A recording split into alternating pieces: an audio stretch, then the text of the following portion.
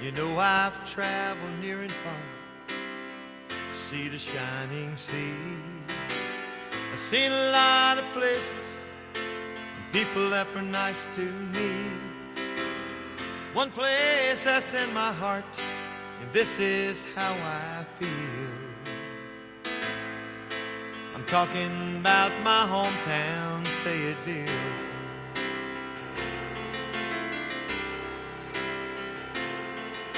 She's nestled in the sand hills on a river called Fayetteville.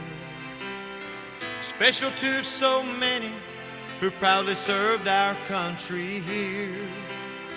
She was named for Lafayette and known for cotton mills.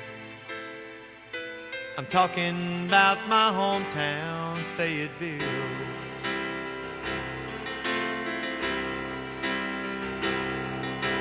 My hometown, Fayetteville. I'm so proud to be from here. It don't take long when you're away from home to find out how you feel. It's always good to come home to Fayetteville.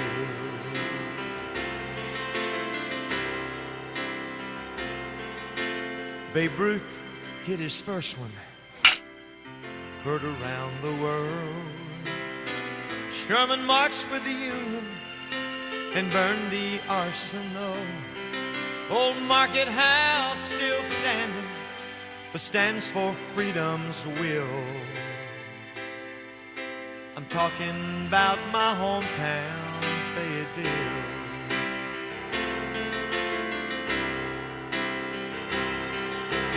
My hometown, Fayetteville. I'm so proud to be from here. It don't take long when you're away from home to find out how you feel. It's always good to come home to Fayetteville. My all-American city, Fayetteville. Talking about my hometown, Fayetteville.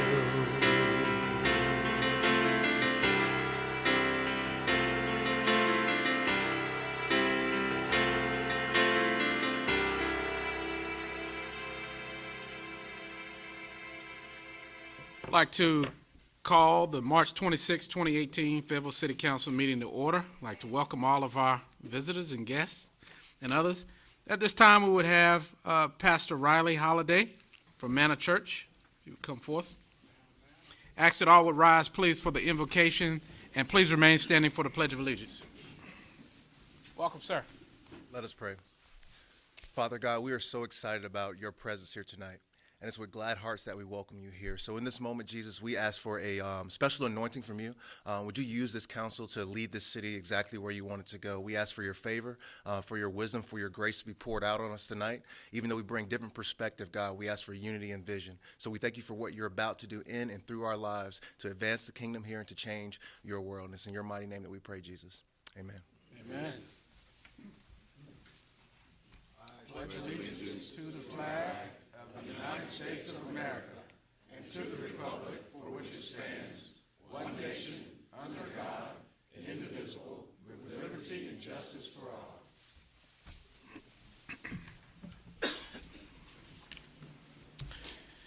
Pastor Halliday, tell us a little bit about yourself. Yes, sir. My name is Riley Halliday, and I'm a pastor at Manor Church. I lead our Ramsey Street site, and I just separated from the Air Force last year after 11 years of active duty service. Felt God calling me towards full-time ministry, so I decided to follow him. And we do three things at Manor Church. We love God, we love each other, we love the world, and we believe that our vision is to equip God's people to change their world. So we try to do that through practical outreach, just random things. You'll probably see us on a corner somewhere having out cans of Coke or bottles of water, anything we can do to love people. That's what we're about, so yeah.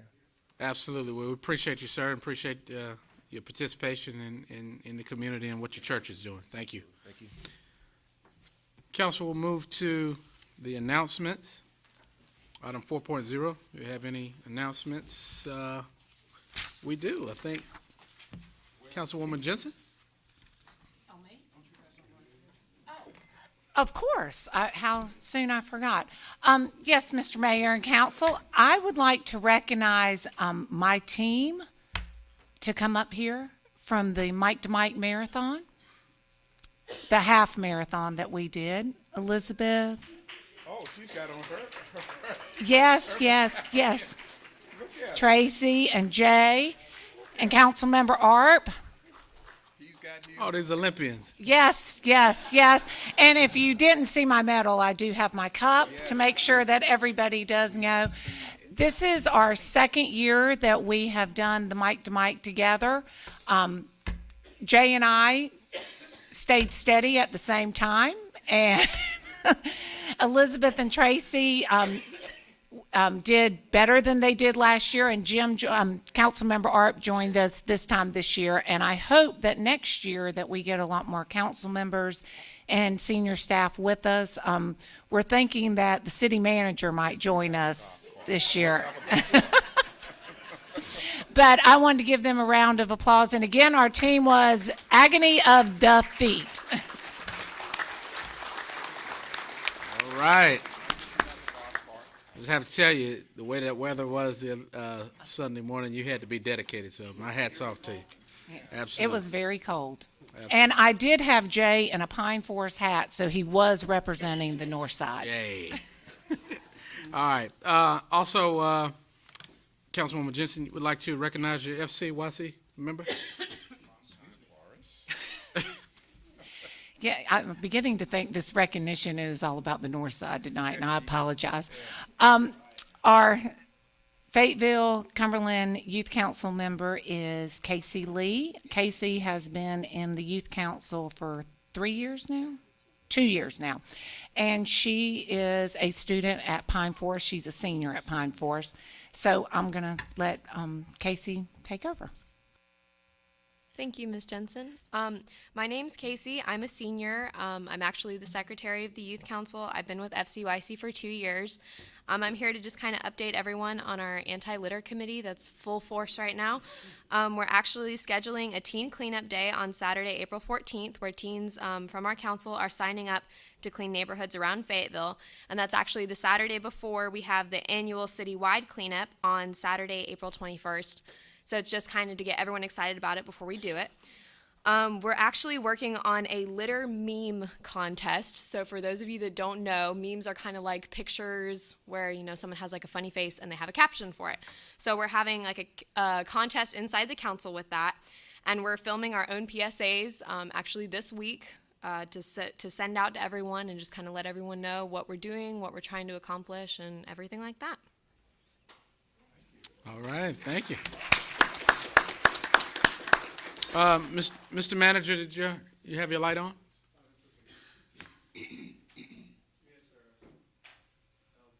Sorry. Since Councilmember Jensen mentioned her team, I would also like to introduce my team.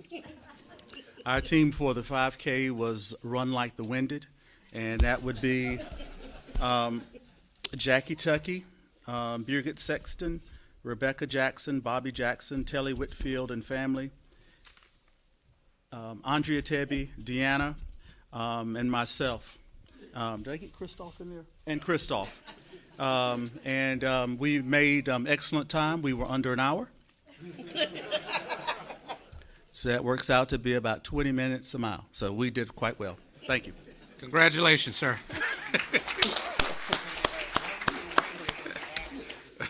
Run with the winded.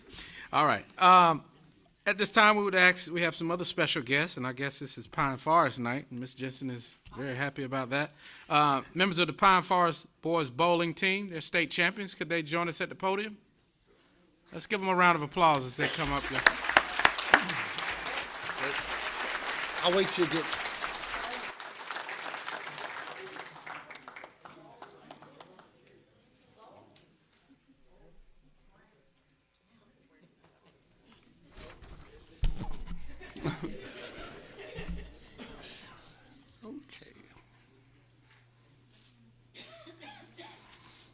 Okay, as we get everybody up here, we're going to congratulate and recognize the state champions, Pine Forest.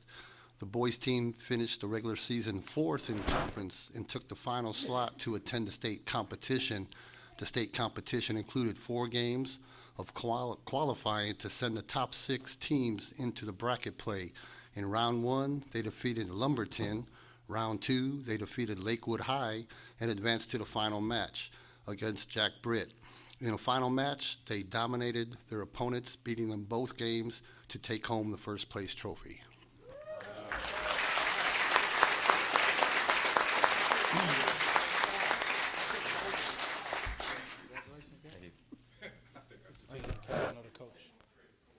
Coaches down there in the yellow. Y'all want to tell your name to the audience? And tell them what year you are? My name's Kendall. I'm currently the only senior left on the boys bowling team. My name's Jacob, and I'm a junior. My name's Justin, and I'm a sophomore. My name's William, and I'm a junior. I'm Dominic, I'm a freshman. I'm Jonathan, I'm a freshman. And I'm Coach Heidi Henry, teacher at Pine Forest, and I appreciate y'all bringing me to see you. Thank you for coming.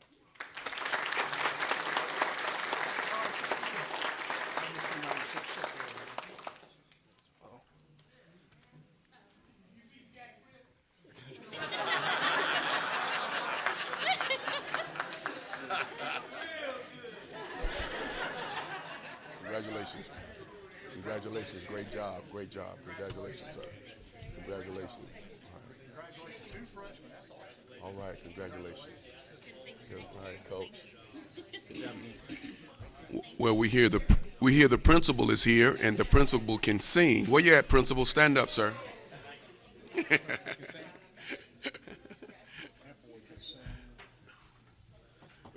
All right. Got a lot of great talent in the city of Fayetteville, so we congratulate Pine Forest Trojans. Council, as we move forward to item 5.0 is the approval of the agenda. This time we'll entertain a motion to approve the agenda or to make any proposed changes. Mr. Mayor, I'd like to make a motion. We approve the agenda and also take item 6.05 off of consent and move it to the very end to new item 7.07 under items of new business. Second that, Mr. Mayor. Thank you. Was there another change, item 6.08? Was that a change? That'll be During the consent, gotcha. All right, so we have a motion by Mayor Pro Tem Moan, second by Councilmember Wright. Any discussion on the motion? Council will ask for your vote.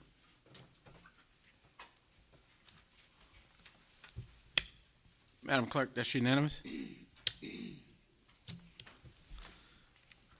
Council, moving to item 6.0 is the consent agenda.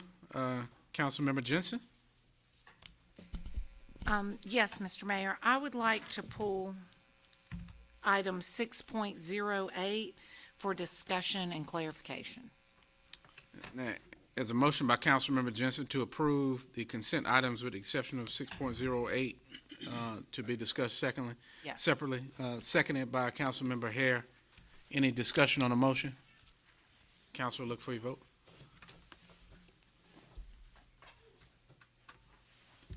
Madam Clerk, that's unanimous. Item 6.08, Councilmember Jensen. Yes, Mr. Mayor, I would like for us to go over this ordinance so the public can know. I think a lot of people feel that we are going to hinder people that give money away, but what we are looking at is that we don't want them in the obstruction of traffic in the city. So if you could explain that a little bit better so our viewing audience can understand it better. Absolutely, Ms. Jensen. Mr. Mayor, members of council, this item, as we discussed at the work session, has the primary purpose of functioning as a motor vehicle safety regulation. This ordinance is based off of a Charleston, South Carolina ordinance and is intended to address what some on the council felt was perhaps a danger of vehicles stopping in the middle of the roadway for the occupants of the vehicle to exchange or receive or pass items out of the car and to somebody standing in the public roadway. And so, based on this Charleston, South Carolina ordinance, staff drafted a proposed ordinance that would allow the council to prohibit those items from being moved in and out of the vehicles. I want to be clear on what this item is. It is a safety regulation only. Essentially, it protects drivers from having vehicles stop suddenly in the middle of the road. That is, of course, extremely dangerous. It protects pedestrians by keeping them out of the travel lane. And of course, it discourages stopping in the roadway. And so we have a orderly motion of traffic, which I know that the council is very concerned about.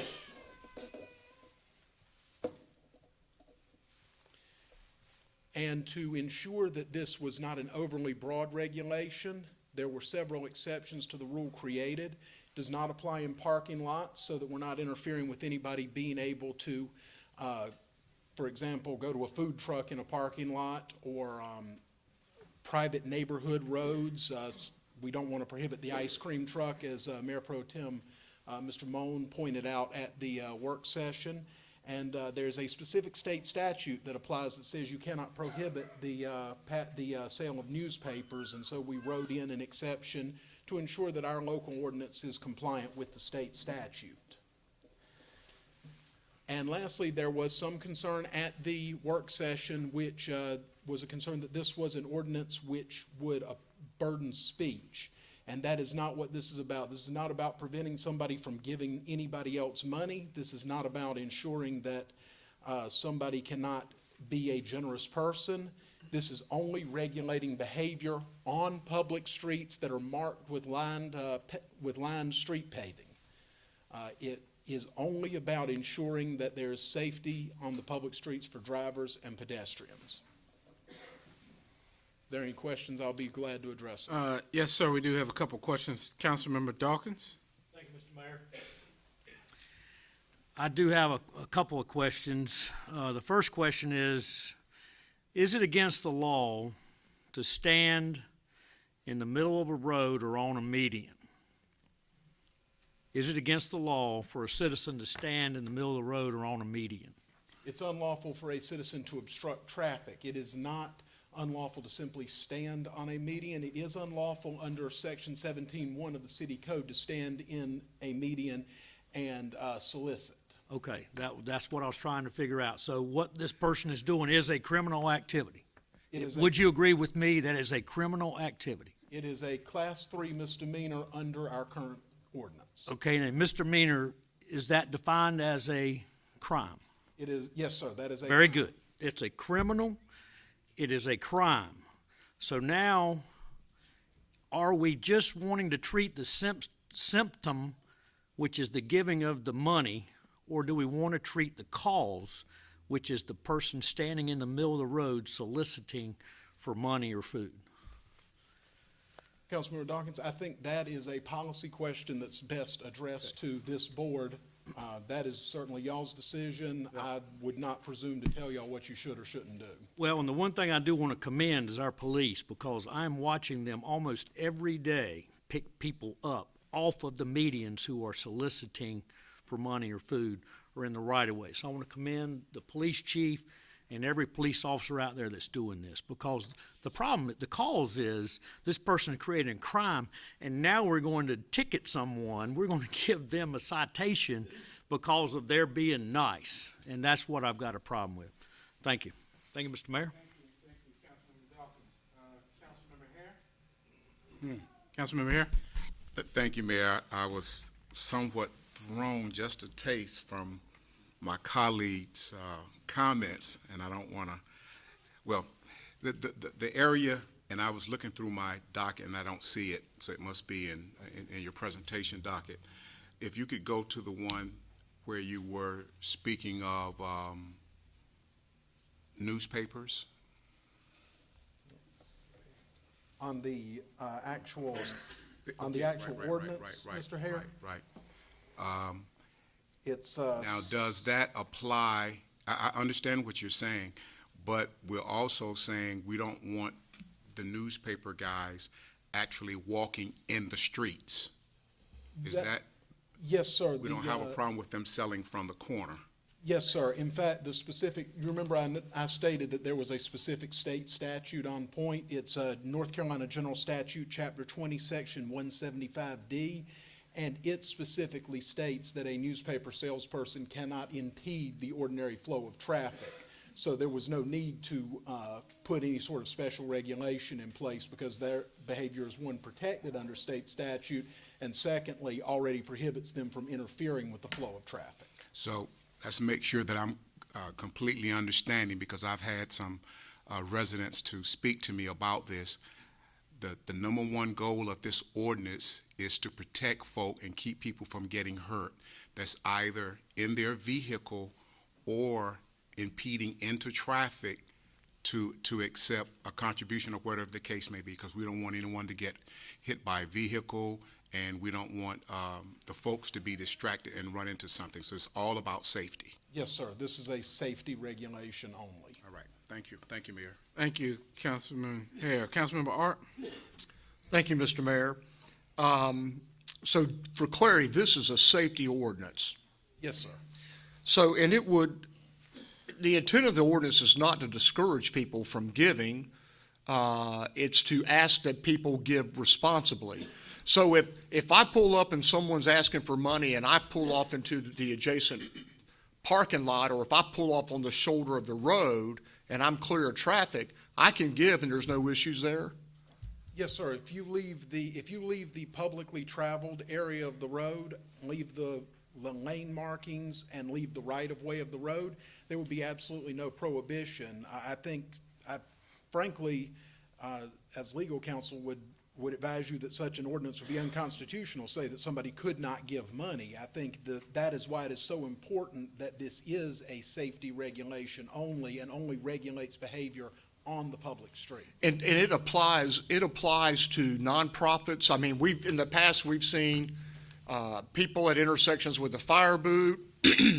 I saw a sports team 2 weeks ago do a car wash, and somebody rolled the window down and said, "Hey, here's some money," and the child went out across 3 lanes of traffic to get the money. Does it apply to them? And that is exactly the sort of behavior that presumably the council wishes to prohibit, to protect that young child from darting out into traffic. So yes, sir, it would apply, again, encouraging everybody to get off the roadway, get into the parking lot wherever that event is being held. It is the legal term is a content neutral regulation, so it doesn't matter what the organization or what the speech is, it is a behavior regulation only. So last couple of questions. If someone steps out into the road and I swerve to miss them and I hit another vehicle, who's responsible? That is an excellent question, and there are a number of legal factors in play there, and that I think is, to give everybody's favorite lawyer answer, it depends, of course. That's everybody's favorite lawyer answer to give. And I think that's one of the reasons that that I think the council wanted to hear something on this issue, is because of the danger that's created. The question would be, who was more, was somebody contributorily negligent? Did somebody have the last clear chance to avoid the accident? And that can tie up the court system for years and years and have injuries, some gruesome injuries, as I'm sure you're aware. But I think the key thing is all that can be avoided if we don't have these activities taking place within our busy traveled highways. Is that a fair statement? I believe that is a fair and accurate statement. Okay, thank you. Thank you. Coming to Councilmember Wright, before I do that, I did have a question. I know when we discussed this, we had talked about an education component, where there would be signage and there would be PSAs or different things to help educate the public as to what the expectations were so that we could try to change their behavior. Mr. Manager, is there any time frame if this ordinance passes about the education or the sign placage, or the placing of signs at the intersections where we have the most activity? Not at the moment, Mayor. I've not met with the staff on this, but following a hopeful adoption from council, we would do a full education campaign and would make placement of signs, particularly in the areas that would be traveled, heavily traveled, such as down on Grove Street area, out near the mall, and other places where we typically see people standing in the medians. But following council's action, and hopeful adoption would be right on that. Okay, and I didn't see that in the CAM, so encourage if there's a motion presented that it could incorporate that language. Councilmember Wright? Yes, I think the chief could answer this question for me. This is to clarify some things concerning arrest for the misdemeanors, and how would you go about, handling that type of thing, and what could that cause in the long run, and if that's something that we're looking at as a So force? one, this is a civil action, first of all, this portion. What Councilman Dawkins explained was the criminal aspect that we enforce already when we see it. This part, as we said, is the education of the people who are doing things in the roadway, whether it be from the side of the road, which is collecting or passing information, or if it's from the car stopping. The first action, I think it should be in ordinance, is, as we discussed, the education, meaning that when we stop, you're going to kind of get a warning. You're going to kind of get an education of saying, this is not best, this is a safety issue. Then it's going to get notated, and then it's progressive issues regarding the second time you're stopped. It's a small fine, small being relative, of course. I think it's like $25 is written in there. And then it escalates after that. So although this is a means for us to educate the community that the safety of the issue, it is not a criminal issue, correct? Now, the criminal portion this ordinance is, so the criminal portion that Councilman Dawkins was referring to is folks standing in the median soliciting funds. What is the criminal, and when your police see that, do they arrest for that? What is the criminal aspect of that? We typically want compliance. So as much as possible, we ask them either to move along. The individuals who are standing in the roadway or in the median, we ask them to move along, and typically they comply. We have the laws that deal with panhandling, or locations you can panhandling, where the criminal aspect goes. So that's already being addressed. That's why you see it clear, but it takes a lot of manpower to continue that, and then once we get them to court, then there's a court process in that aspect. So was that your question, or did I not clarify that? You clarified it. Thank you. Thank you, Councilmember Wright. Councilmember Williams and then Dawkins. Thank you, Mayor. I'm looking at ordinance number S2 2018. I'm looking at the number 6 where it says penalty. How are you going to, like in one section there, you're keeping count of the violations and you putting different price penalties on those levels.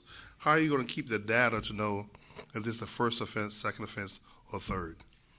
As the chief said, Councilman Williams, the first offense will be a warning, and that will be when the police have a citizen police encounter, that encounter is documented in the police department's record management system.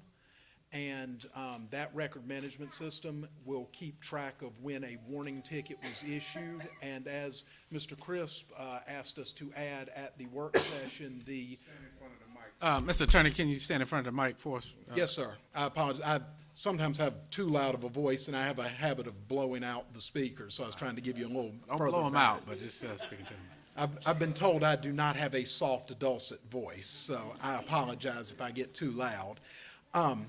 What I was covering there is that, as Mr. Crisp asked, that we put a 12-month limit on how long the first or second offense will be counted. So the Fayetteville Police Department's record management system will have that 12-month clock built in so that it drops off after that 1 year. And that's how it'll be kept as far as the first offense goes. The second and subsequent offense, because there is actually a civil penalty issued, will actually be maintained here at City Hall, because of course there'll have to be a record of payment or lack thereof on the civil penalty. Did that answer your question? Yes, sir. Thank you, Sir Attorney. Thank you, Councilmember Williams. Councilmember Dawkins. Thank you, Mr. Mayor. One more question, Attorney Christian. So, the cop sees the criminal breaking the law, standing in the median, let's say on Rayford Road, where All-American comes out. That fellow likes to stand there right in the median. And then they see a car stop and hand the fellow money.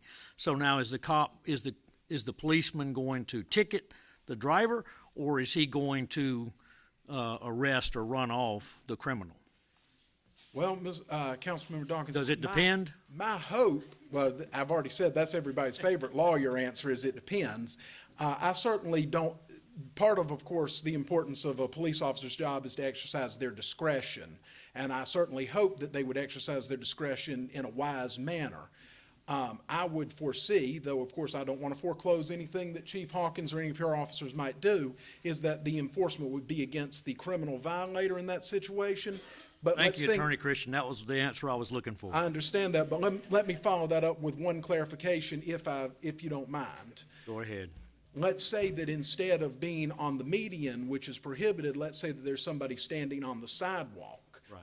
And soliciting, which is perfectly legal and constitutional and protected.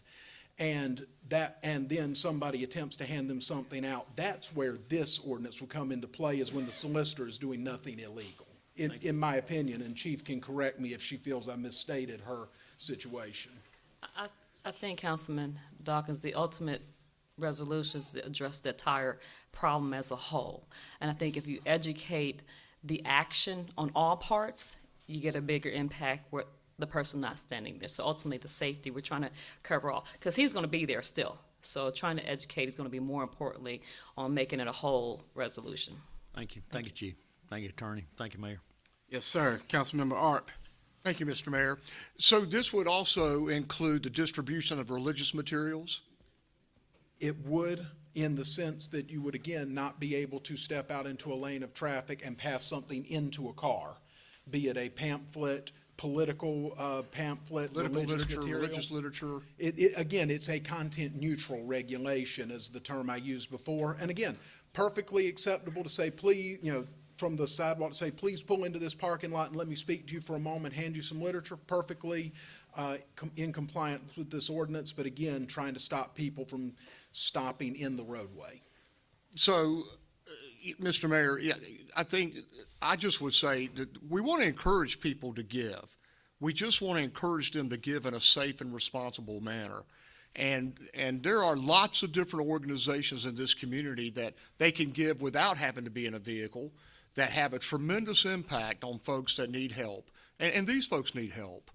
But we just want people to do it in a very safe and orderly way so as not to impede or cause an accident with the person that's seeking the money or with another motorist or pedestrian. So,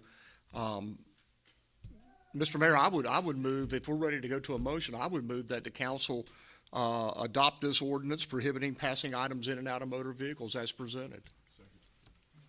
There's a motion by Councilmember Arp as presented. There's a second by Councilmember Wright. Discussion, we have Councilmember Hare and Jensen. And as we brought up at the work session, it was stated here tonight also, we want to put the advertisement literature piece as far as our signage and whatnot. So if you would, Councilmember, can you attach that to your motion? I'll accept that amendment.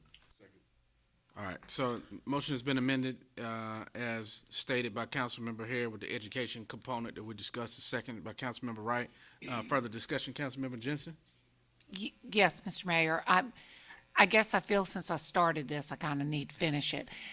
The reason why I pulled this is I wanted to make sure that the public understood that the council is not saying that you will get in trouble for giving. We just have to make it safe for our citizens out there on the highway. And I will tell you, I was driving down the street. I live off of Ramsey Street, which everybody knows, and that is a very busy highway. And I saw something happen, and just as Councilmember Arp said with the kids doing fundraising, we have to make it safe, but we do have to educate people. And I think that this is the first step for safety. And I just want to make sure that everybody understands we are not saying that you cannot give. You just have to do it in a safe manner and protect everybody on the roads and everybody around the road. So I just had to end it with that. Thank you. Well, I don't think that's the end, Councilmember Dawkins. Thank you, Mr. Mayor. There's a couple things we have to remember here. If there was no cause, there would be no symptom. If there was no person standing in the middle of the road doing a criminal activity, there would be no reason to produce a citation to that driver in that car. So, and not all of them, Councilmember Art, need help. Some of these folks are professionals. They make a lot of money doing this stuff. So if we can keep arresting them like our great police folks are doing, our men and women in blue, and I thank them for doing that, then that will reduce it. But good folks, yep, let's have them give food, money, whatever, not in the middle of the street. But I still want that criminal gone. Thank you, Mr. Mayor. Thank you, Councilmember Dawkins. Councilmember Arp, is that you again? That's me. No, listen, and there certainly is, we have an ordinance for the criminal aspect, class 3 misdemeanor for people on the median, but we have an equal number of people who are on the side of the streets, and it's not covered with that, and we need some way to address that. And I just would encourage people to understand this really is about safety. 2 years ago, and this is the reason I became a champion for this, 2 years ago, I almost hit somebody on Skybow Road in front of Walmart on a dark, rainy night, 3 people panhandling in the middle of the median, and I was coming down the road, the street lights were reflecting, so I didn't see them until I passed through the intersection when I saw one of them had stepped out into the road. And by the grace of God, I swerved. There was nobody beside me. I didn't hit anybody, but I could have. I could have hit the pedestrian or the panhandler or whatever it was. I could have hit somebody in an adjacent car. And the ultimate reality was, who's liable? I'm liable. Okay? I've got the liability of I could have caused the death. I got the liability I could have injured another pedestrian. I could have injured another motorist. And I just said, you know what? We got to get people out of the road. This is a safety issue. We need to get people out of our highways. And if they're going to cross the road, they need to cross at crosswalks. This is a safety issue, and that's why I support it. Thank you, Mr. Mayor. May I call the question? We're beating this thing. Some people are speaking 3 times. Yes, sir. I called the question. We'll be calling for question. Councilmember Wright had his light prior to that, and then we'll call for question. I just want to say to the listening audience and those that are here, as a minister and a pastor for many years, this is one of the social challenges that we have in our community, and it'll always be a part of the challenge for the church and for those that give. The whole thing is safety, and I could understand that, but when people are in need, we just want them to do it safely, and that's what we're trying to figure out how we can do that here tonight. There are many, many, many ministries and organizations here in Fayetteville, as we've pointed out. No homeless person in Fayetteville should go hungry. You can have breakfast, lunch, and dinner here in Fayetteville if you're hungry. There's somewhere where you can go and get help. We've dealt with this for many years, and so we don't want it to seem like Fayetteville is not a giving city or a city that embraces its homeless or those that are in challenge financially. We're just trying to figure out a safe way for them to do that. And a part of that is, I would say, giving stations. But we already have so many things in place. So these people that are out on the corner and begging, they really don't have to do that, because there are so many organizations where the public and society gives to those organizations to be able to minister and give to those that are in need. So they need to be educated that they're standing out there in the sun 6 hours a day asking for money, where really they can go to one of the organizations in the community. And I think we do a good job of that as a city and those organizations to put that information out there. So the Girl Scouts, the Boy Scouts, and other people that watch cars and things of that nature have been doing that for years. That's part of the way I built my church. So we don't want to see that go away. We just want to make sure that that's done safely, and giving stations and organizations all across the city are doing that today. So I think this is a good thing. All right, council, the question has been called. Discussion phase is over. At this time, we'll ask for your vote.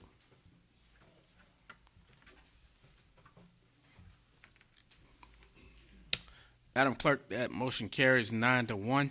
Those voting in favor: Crisp, Williams, Arp, Wright, Colvin, Moan, Jensen, Hare, and Waddell.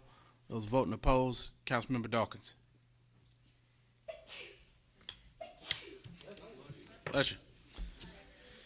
All right. Council, item 7.0 is the public hearings. Individuals desiring to speak at the public hearing must have signed up to speak with the city clerk by name and address before 7 p.m. this evening. 15 minutes will be allowed for each side of the issue at the public hearing.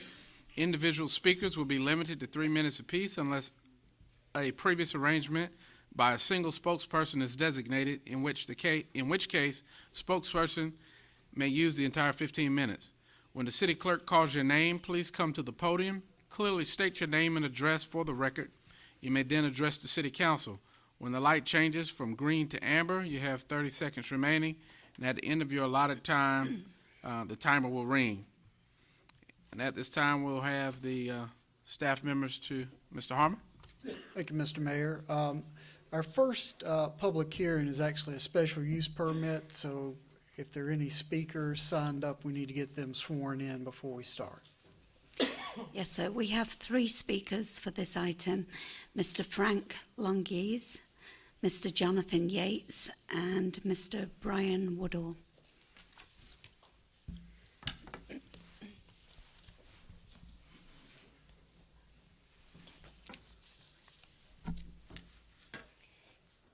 Do you swear or affirm that the testimony you're about to give is the truth, so help you God?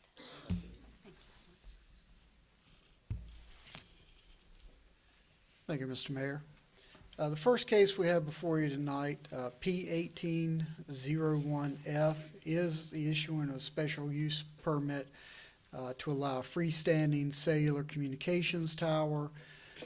It's currently in an MR5 residential district located on Ireland Drive, property being part of the property of Refuge Church.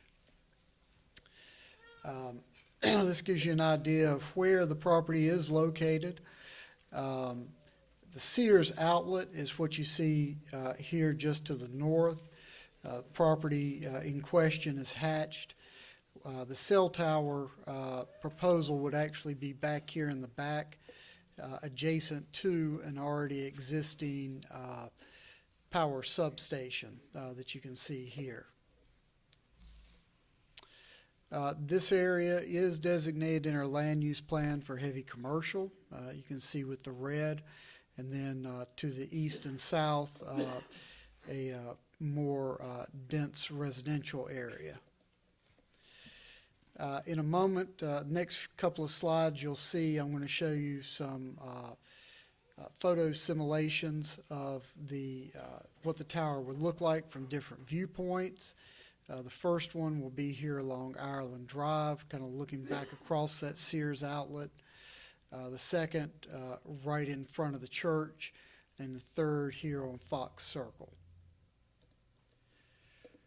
So that gives you an idea, basically from about where the McDonald's is, the turn into it, what you would see there if this is constructed. This will be a monopole cell tower, which is what typically we see here in Fayetteville, and it's what our ordinance tries to get applicants to build unless there's some kind of structural issue. Here it is again from on Ireland Drive right in front of the church, and then again from the neighborhood just to the south. Conditions for this particular special use permit would be compliance with the attached site plan with final review and approval by our TRC. Staff and Zoning Commission have recommended approval. Tower would be located on a 5-acre parcel away from other development. It's set back more than the required amount from all property lines. It meets the city standards, those conditions I just mentioned.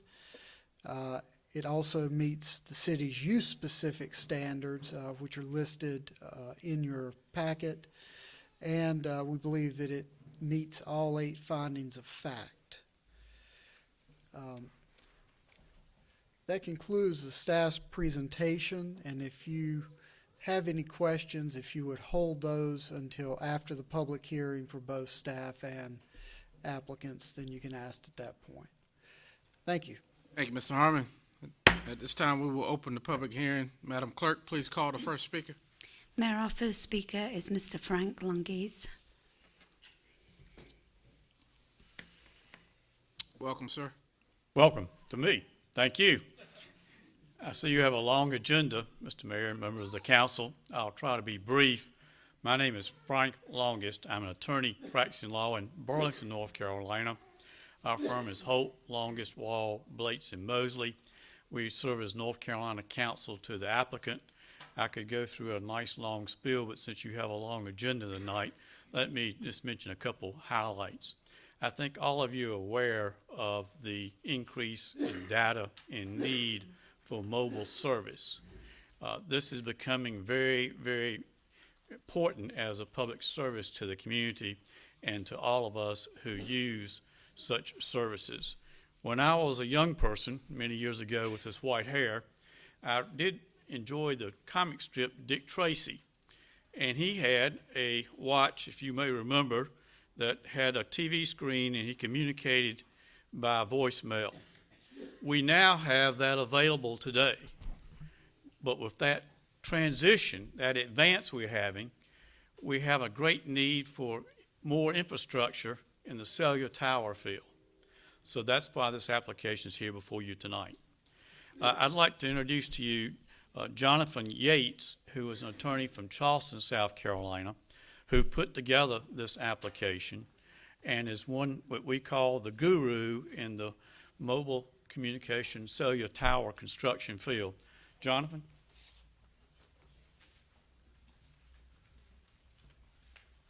Welcome, Mr. Yates. Mayor, members of council, thank you very much for the welcome. Greetings from Charleston, South Carolina. I can tell you I watched this same debate that you just had in Charleston, but what I will tell you, the ordinance worked perfectly. I don't think giving stopped, but traffic hazards stopped. So well done, well done. While I'm thanking people, I would be very remiss. I have not worked in Fayetteville in quite some time, and so working on this tower, I had the pleasure, the absolute pleasure, working with Mr. Craig Harmon. His professionalism, I asked 101 stupid questions. He never laughed at me, but he got me through it. And also with me tonight, I have to thank Pastor Woodall of Refuge Church. They provided an absolute perfect location for this facility. The facility is a monopole-style facility. It's only 150 feet tall. It's been reviewed and approved by the FAA with two very important findings: no hazard air navigation and no lights. So if this facility was in place in about an hour, you wouldn't see it. Why I have to thank Pastor Woodall and all the members of Refuge Church, they gave us the ideal location. The purpose of the facility is to provide adequate wireless infrastructure and additional capacity along Ireland Drive and Rayford Road. They gave us a facility, an area where we could tuck up next to the PWC utility substation. Whenever possible, we like to put our infrastructure next to existing infrastructure. They also gave us a 5-acre piece of property where we could be 534 feet off Ireland Road, 178 to the rear, 172 to the north. That gave us the great setbacks.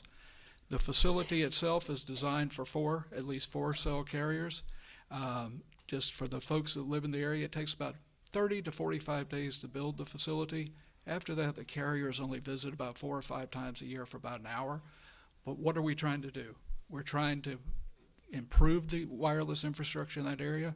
What does that mean? In the United States today, 50% of all households have gone wireless only. We need to get into where people live, work, and play. In addition, and we have some very important people here from law enforcement, I do not know the statistics for Fayetteville and Cumberland County, but in my home county of Charleston, South Carolina, over 80% of all 911 calls to our consolidated dispatch start with a wireless device. So thank you very much for having me tonight. Thank you, Mr. Harmon, for all the incredible work that he and his team did for me. And I'd like to thank Pastor Woodall for offering this incredible location for this very important facility. The pastor signed up, but he has no real presentation, but here if mayor or council have any questions for the pastor. Thank you all. Thank you, sir.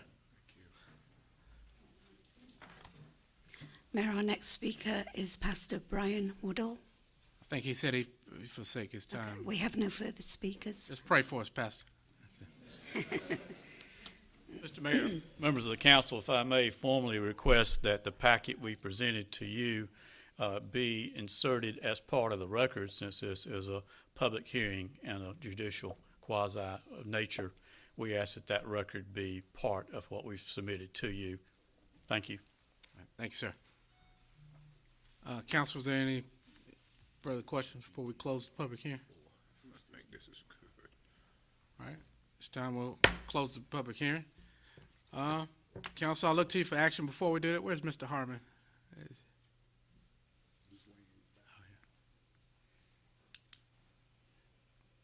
Mr. Harmon, I just had one question. Did you pay this gentleman for Charleston to make all those nice comments? Okay. All right, Council, I'll look to you for action for this item. Mr. Mayor, I move to approve the special use permit to allow the communications tower in the MR5 residential zoning district with the 8 findings of fact. Thank you, Councilmember Wright. Is a motion. Is there a second? Second, sir. Second by Councilmember Crisp. Any discussion on the motion? Oh. Councilmember Wardell? Thank you, Mayor. I see on the information we received that there are conditions that are recommended by the zoning commission and staff. Are we making the motion to approve with those conditions or without those conditions? With those conditions. Okay. Yes, with those conditions. So the motion includes the conditions as the second. You want to just, okay, do you accept that friendly amendment? Was that a friendly amendment, Councilmember Waddell, or question? Yes, a friendly amendment, Mayor. Your motion, as I understand it, is the 8 finding of The 8 facts, findings of facts as well as the recommendations from from the staff. the zoning commission and staff, right? Absolutely. I second that. Okay. All right. Council, any further discussion on the motion? If not, I'll look to you for action. Madam Clerk, that's unanimous. Yes, sir. Charles, next time bring us some seafood.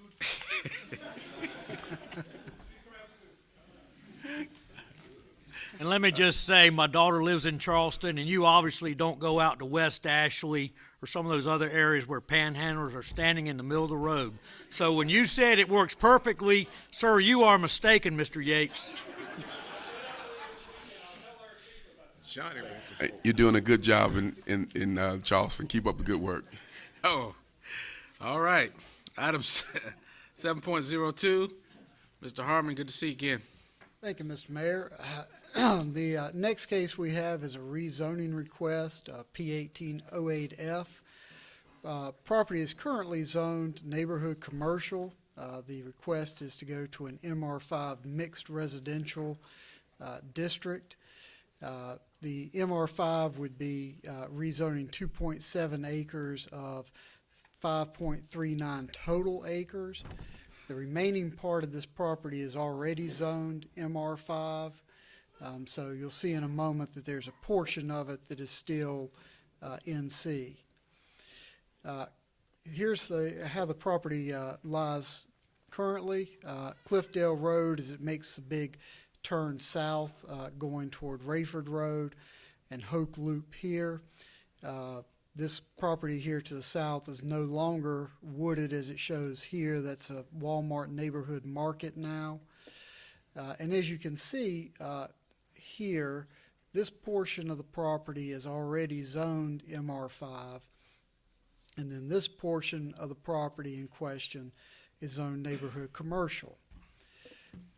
The purpose of this rezoning, the applicant wishes to build multifamily units on these lots.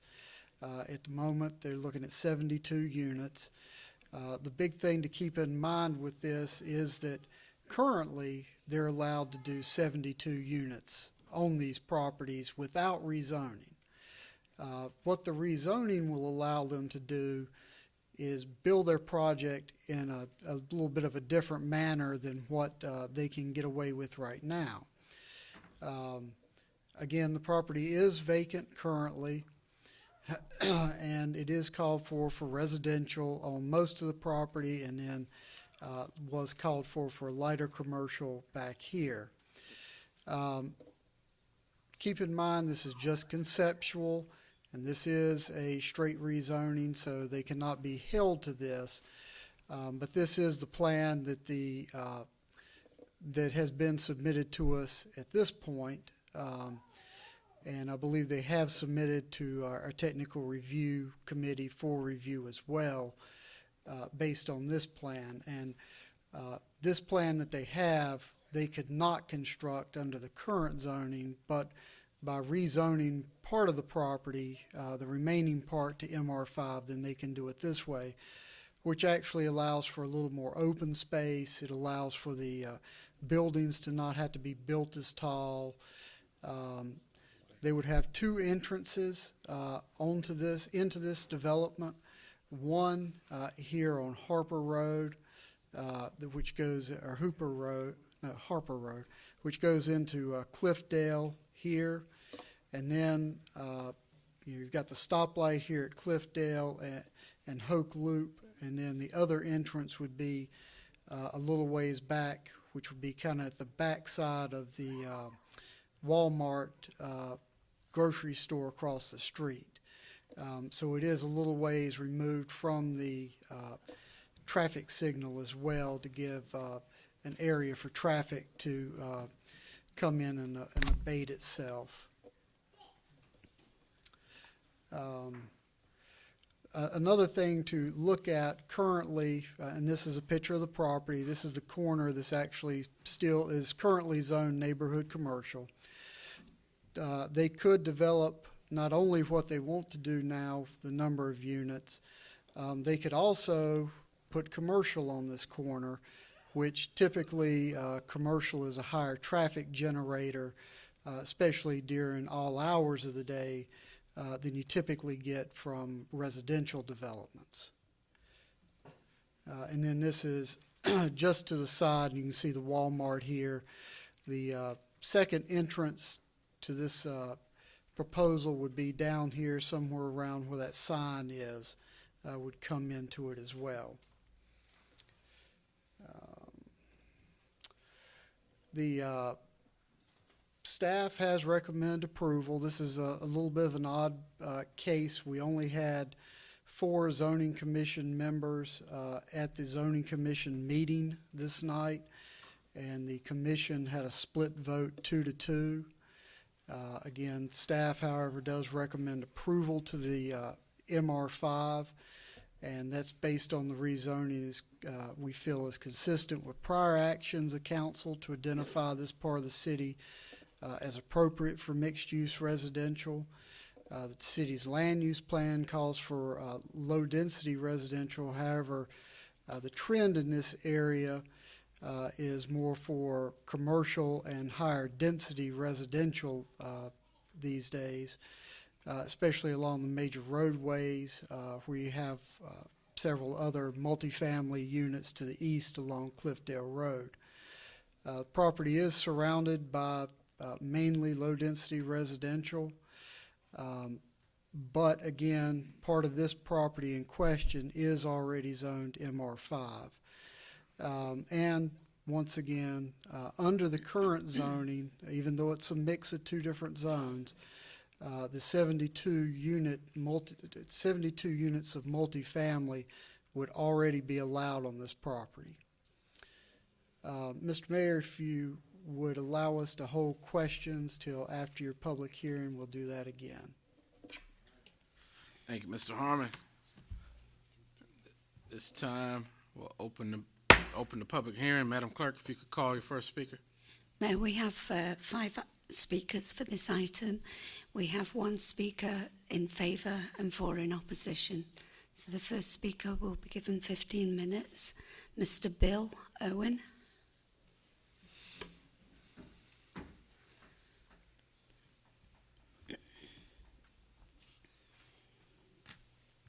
Mr. Owen, welcome, sir. Good evening, Mr. Mayor, members of council. Thank you so much for giving me this opportunity to speak to you about this rezoning issue. My name is Bill Owen. I live at 1416 Pine Valley Loop here in Fayetteville, and I'm with United Developers. United Developers is a locally owned development company that specializes in multifamily developments. We have been building multifamily developments since 1979, and in 1996 we started participating in the North Carolina Housing Finance Agency's tax credit program. Since that time, we have been awarded over 40 developments across North Carolina and some in South Carolina. We currently have 20 developments in Cumberland County and 2 under construction, with 13 of those developments being in the city of Fayetteville. We located a site which we felt like that met the high requirements of North Carolina Housing Finance Agency. It is a competitive application, point-scored application that we submit. The site that we are interested in, as was said earlier, the majority of the site is zoned MR5, which permits 18 units per acre.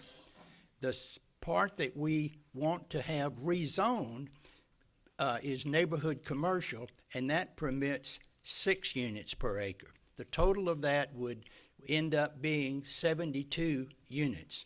The reason we are requesting this rezoning is because we do not build tight, cramped developments. We wanted to spread it out, not add any more units, but make what is already permitted more spacious and more comfortable and appealing to the community. I would like to show you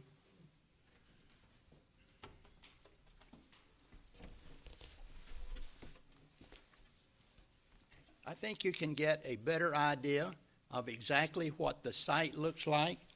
This is the total property that we're interested in. This is the part that we would like to have on over to here. We would like to have rezoned, so it is all one tract of land.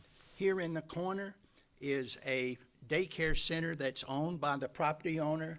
This is Hopper Road that buffers the property on the back, and this is Woodmark, which buffers the property here.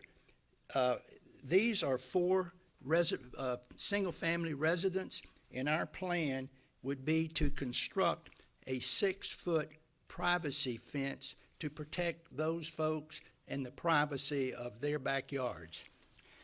To give you the process that we go through, in December, after discussing this matter with the planning and zoning, it was determined that to meet our requirements of building a spacious development, we needed to submit a request for rezoning.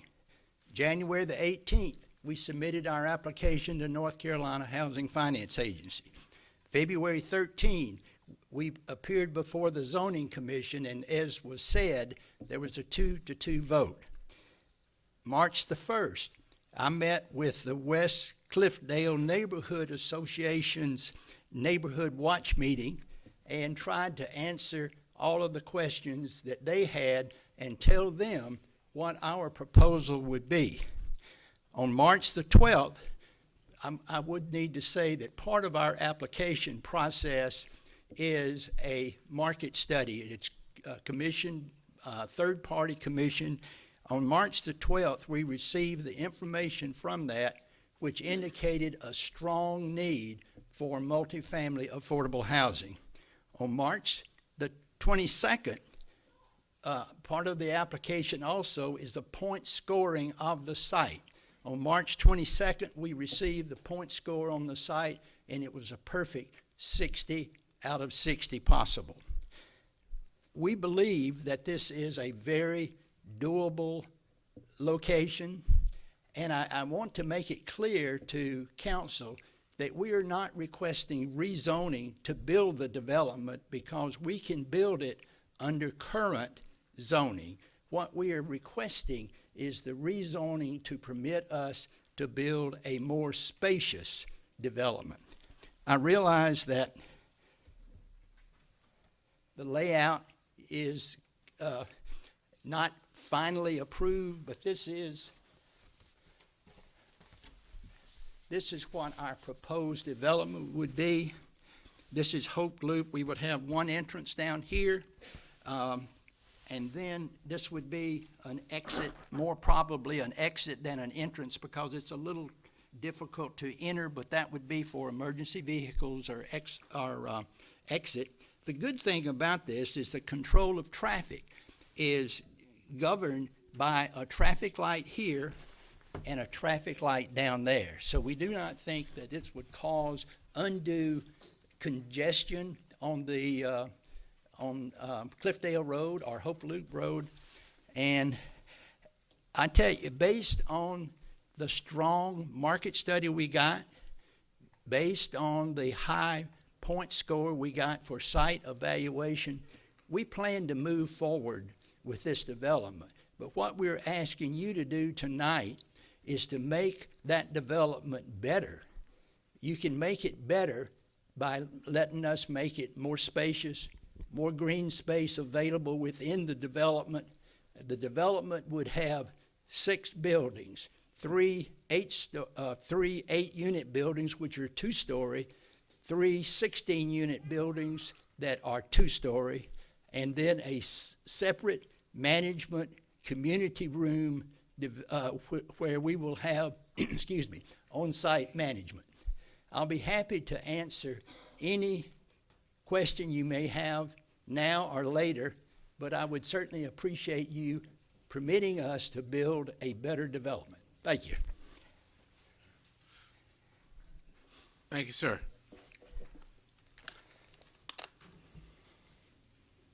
Council will ask that you take notes and hold your questions. Madam Clerk, you want to call your next speaker? Yes, sir. Excuse me. Our next speaker is Marion Garvin.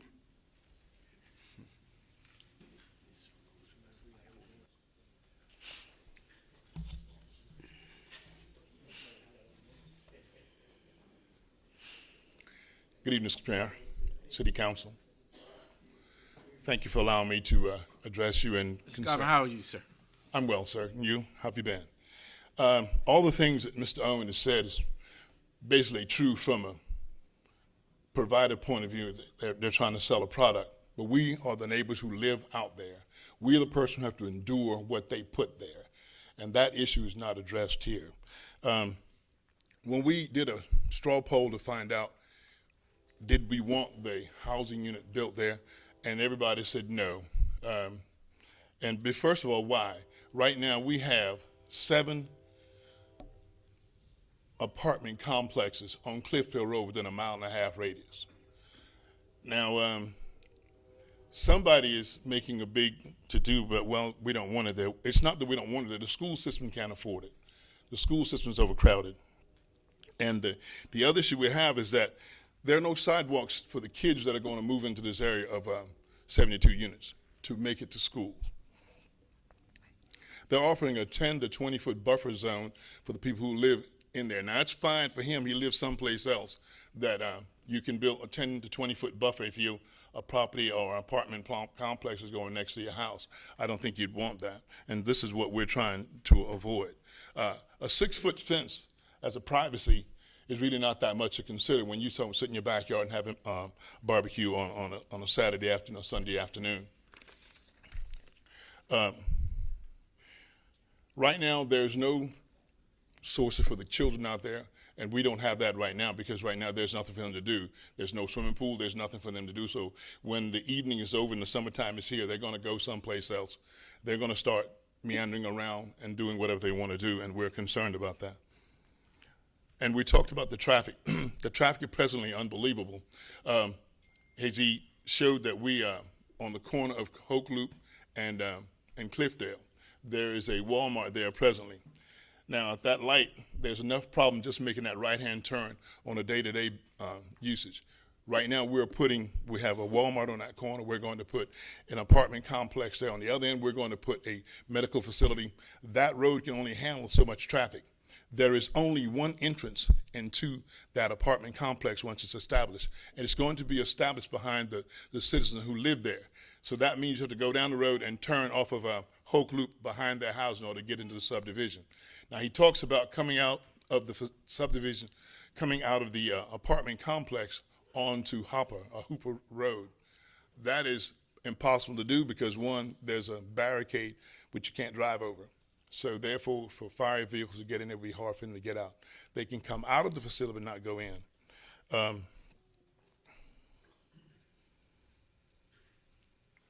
We don't need a structure in the area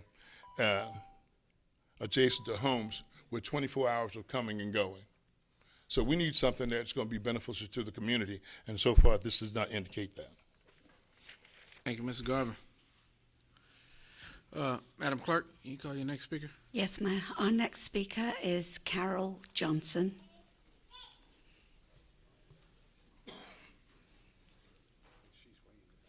Carol Johnson. Okay. Yes, sir. If you'd like to continue.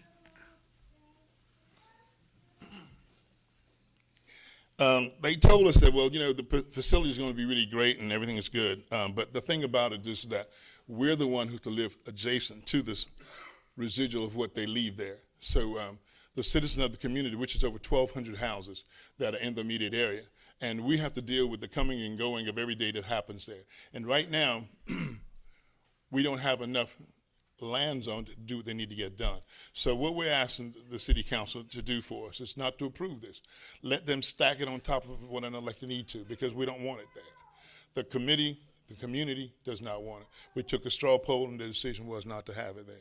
So I'm here advocating that we not allow it to be done.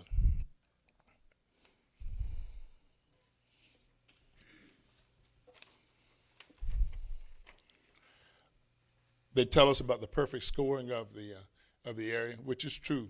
The scoring may be great, but no one took into consideration the needs of the citizens that live there. So that is one issue we're concerned about.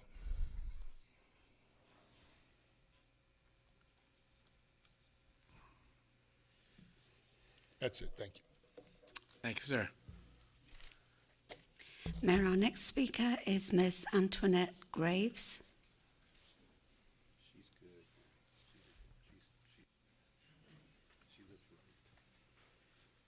Hello, Ms. Graves. My name is Antoinette Graves, and I live at 6817 Woodmark Drive. I am one of those people that own a home where this road would be coming. The road plan is for it to be at least 20 feet from our property, and I have many concerns. My first concern is my privacy. Living out there is wonderful, and as it stands right now, we have a buffer in between the houses and the road from Hope Loop, which varies, and we already suffer from some of the noise from the Walmart there when the big trucks come. And my other concern is that we have grandkids, we have children that play in the backyards every summer. And my concern is that if someone just come around that corner or on that road, what is going to keep the vehicles from coming into the yard? I mean, we all have different things in our yards. And so that is my concern, one of my biggest concerns. And the noise, like he says, the coming and going, the hearing of the noise. And who's going to be there when the music gets loud on that side of the property? You know, we're already under, you know, our noise as well, from the traffic light, from the horns blowing. You know, when people get into accidents, we have to deal with the noise of the vehicles coming to emergencies to help. So I'm asking that this 2.7 acre be denied for that building. For many, I mean, it's not just speaking for myself, but for all my neighbors that I spoke to. None of us would like to have a road behind our house, a street. I call it a road. I'm from South Carolina. So, but a street behind our houses, and that's really a concern. So I thank you for listening. I do ask that don't just look at the maps that we can hold up and we can show. Come out and look at that property that they want to do this on. From my look and from everybody else's look, it's not enough room to do that. So we're going to be cutting it really close. So please, come out and look at the property. Please do that for me, if you would. Just look at it. And y'all make y'all decision from that. And I do thank y'all for listening. Thank you. Mayor, our final speaker is Ms. Savannah Grikus.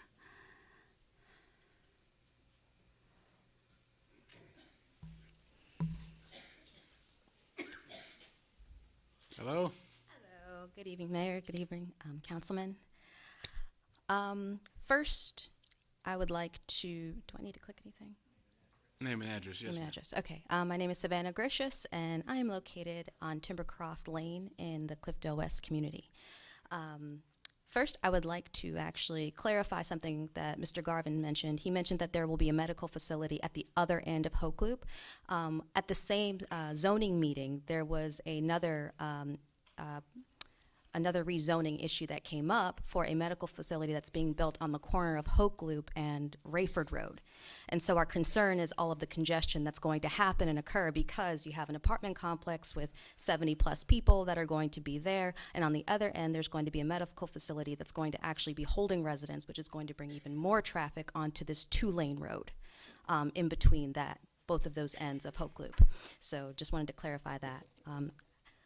Also, I want to mention, as a newer member of Cliffdale West, I just moved here about 2 years ago. My husband is military. And as acting secretary for the Community Watch for over a year, I've learned a great deal about the state of our little community since its annexation. While I stand in consensus with my neighbors and friends on this particular matter, my opposition comes from a place of being against the trend of seeming neglect of our section of Cliffdale in general. With 295 on the way, Fort Bragg's facelift, I'm not sure if you ever get a chance to go on base, but they're doing some crazy changes to get some new departments into their area. With Freedom Plaza finally coming into fruition, which is awesome, seeing an apartment complexes, not just this particular one, but other apartment complexes being approved and cropping up in our area is really only going to create a vacuum in our area.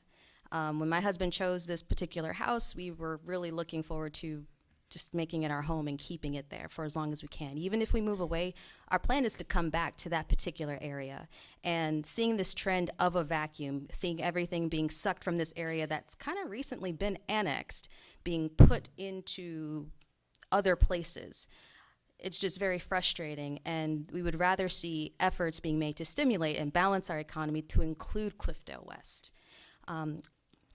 I want to cause us think about this as a means to say, please don't treat us as a mere tax income. I know that's not your intention, but just the trends that we see on our staff and zoning committees, that's what we're seeing.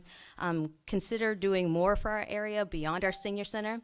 We're very grateful for it, and we're excited about it coming, but please consider our community for more stimulation via parks, via sidewalks, via city-supported beautification efforts, and not creating a trend of multifamily apartments. Thank you for what you do, and that's all I have to say. Thank you, ma'am. No, we have no further speakers for this item. Further speakers, this time we'll close the public hearing. And we do have several questions. Start with Mayor Pro Tem Moe.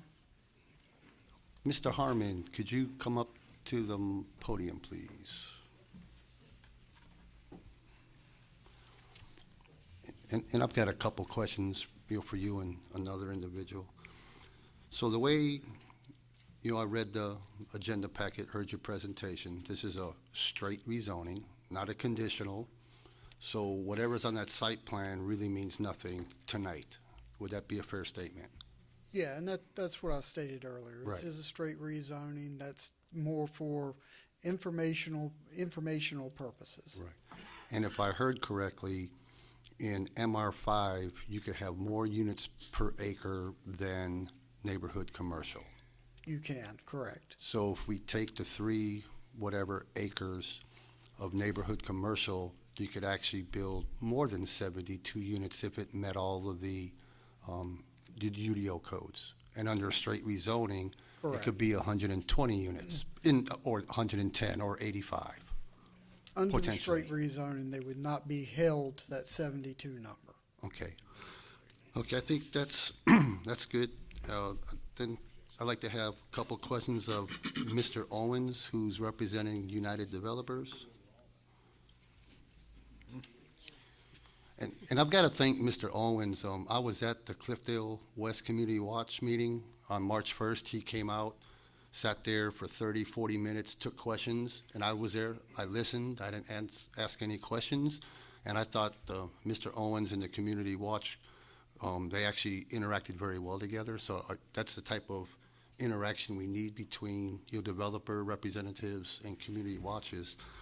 And in the application, in your application, question 2J, would ask about detriments to stormwater runoff. That's one. And you, in your answer, or your company's answer, said it would improve stormwater because of retention ponds.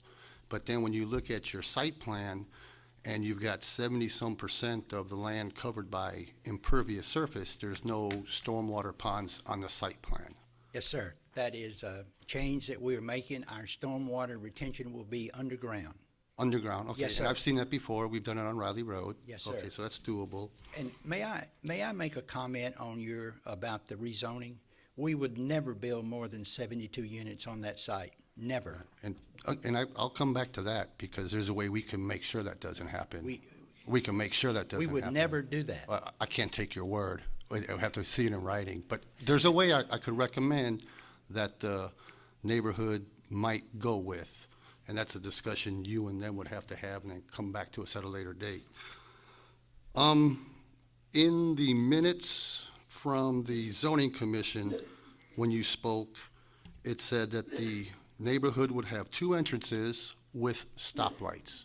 Now, the stoplight, the one entrance on Hoke Loop Road is just at 600 feet from the intersection of Hoke Loop and Cliffdale. Have you approached NCDOT to see if they would approve, because you'd have to pay for it? Yes. A stoplight at that entrance? Well, there's already a traffic light there at Hope Loop Road and Cliffdale. Right, 600 feet up the road is where your proposed entrance is. Okay. And so have you approached NCDOT There to is see? a traffic light there. There is where Hopper Road merges. I'm talking on Hoke Loop Road. You have 2 entrances only on this. One on Hopper Road. Yes. At the entrance to your proposed neighborhood, there is no stoplight. No. No. And on Hoke Loop Road, right across where your proposed entrance is, that goes right to the pharmacy part of the neighborhood Walmart. Right. Have you approached NCDOT to see if they would allow you to pay for a traffic light there? No, sir, we have not. But that was said in the minutes during the zoning commission, that the 2 entrances, and one on Hoke Loop Road and one on Hopper Road, would have stoplights. Not the existing stoplights, entrances to your proposed development. We referenced the 2 existing stoplights that are there. But they're not at the entrance to your proposed development on either side. Is that fair? Not right in front of it, yes, sir. Yeah, it's not at the entrance to your neighborhood proposed. Okay. That's all the questions I have for right now. And I'll have Mr. Harmon come up on round 2. I'll let every rest of council ask their questions first. All right, thank you, Mr. Moon. Councilmember Wright? How you doing, Mr. Owens? Couple of questions for you. This tax credit program, can you help us with how that works, and is that specifically for low income, and is that the type of facility that you plan to build? It is a development that takes care of median income up to 60% of the median income. Some of our units will be affordable for those people making up to 40% of the county median income, some up to 50%, and some up to 60%. The county median income that has been determined by HUD for Cumberland County is $52,000 some odd dollars. So you can say that on the top end, folks that would be making a family income of somewhere over $30,000 would qualify to live in our development. The tax credit program was started in 1986. You said the top end would be 30,000? The 60%, those people earning that's about 60% of 52,000 would be about $30,000. Okay. Okay. Go ahead. The tax credit program started in 1986 under the Reagan administration, and the purpose of it was to encourage private developers to build affordable housing. Each year, The Internal Revenue allocates tax credits to each state based on population. The North Carolina Housing Finance Agency administers those tax credits. So what happens is those tax credits become a vital part of the financing of the development. The developer who receives those tax credits then passes them to a financial institution. No profit is made on the tax credit. They're simply applied against the financing of the development. That saving is passed on to the tenants, who then would be able to live there with very affordable rents. Okay. The next question I have is concerning the apartments, and I think I need to speak with Mr. Harmon pertaining to that. Okay. The apartment complexes in the area, Mr. Harmon. Is there, how many complexes in the area? I hear there's 7 complexes about 1.5 miles away from each other. And are those apartment complexes in that area, 7 of them existing? Is that true? And are they low income? I know that I don't know the exact number within that mile range. I know that going back to the east on Cliffdale Road, I know there are at least 5 that I can think of right offhand. Have we considered that as far as the traffic congestion with those existing? And how is the traffic flow in that area at this point?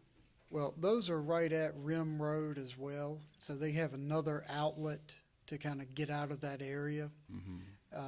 And as far as the low income, I know that there are 1 or 2 of those that are low income, but there are also others that are market rate housing there as well. Okay. When the committee voted, it was a split vote 2-2. Can you tell us a little bit about that split vote? I think that there were some concerns from at least one of the ones who voted in opposition of it, of the traffic, and they just wanted to make sure that this did come before City Council. As you know, if the Zoning Commission and staff both recommend something, then it can come to you as a consent item. And they basically wanted it to come as a public hearing so that you would have to talk about it again because of the traffic. So you have 4 members on there, and it was a split vote, and they recommended approval? No. We have 5 members. 1 was absent. Oh, 1 was absent, so his vote didn't count. So there's yeah. So it's still 50-50? Yeah, 50-50. There was no for or against. They were a tie. Okay. All right, thank you. Thank you, Councilmember Wright. Councilmember Hare. Mr. Harmon, and thanks to Mayor Pro Tem. You kind of took some of what I wanted as far as the stormwater concern. So that's something that I would like to see as a part of this particular package, depending on which way I go this evening. Well, just remember that with stormwater, that's usually one of the things that's engineered later on in a project. No matter what, they will have to meet the city's stormwater requirements, which means that they cannot have any more runoff on the property after they build than it is right now. One of my questions, or maybe the only question now, since that Ted asked pretty much a number of ones that I wanted, is there anything looked at as far as a turning lane into the property? Because I didn't see anything in the packet. So is that going to be a direct just turn off of what's already existing, or is there a proposed turning lane into the property? Because I didn't see it. Yeah, looking at the way it's designed right now, it looks like it's probably just straight into it, but Again, that hasn't been reviewed by DOT or our TRC at this point, and so that may be something that they require the developer to do. Yes, well, that is something that at least I would be asking, whichever way we go this evening, as being a part of the alternatives for this property. And again, just remember, this is that drawing is just illustrative of what they could do with the rezoning. It's not saying that's exactly what they would do, and it hasn't been through any type of review at this point. Okay, now my last question is this, Mayor, and I'm assuming that we're going to discuss it again, or Pro Tem is going to bring it up. Right now, we have MR5, and then we have the NC there. If we could put, if it was rezoned, could we put in that rezoning as a part of the facts or the options that it not go past, I think it's the 72 that can go now in the MR5. Could we make that a part of our findings or a part of our facts to be attached? Yeah, right now, this is just a straight rezoning, so we could not tie conditions to this. In order to do that, you would have to send it back to the zoning commission and have them hear it as a conditional rezoning and have it come back to you as a conditional rezoning with conditions that the owner is willing to accept attached to it.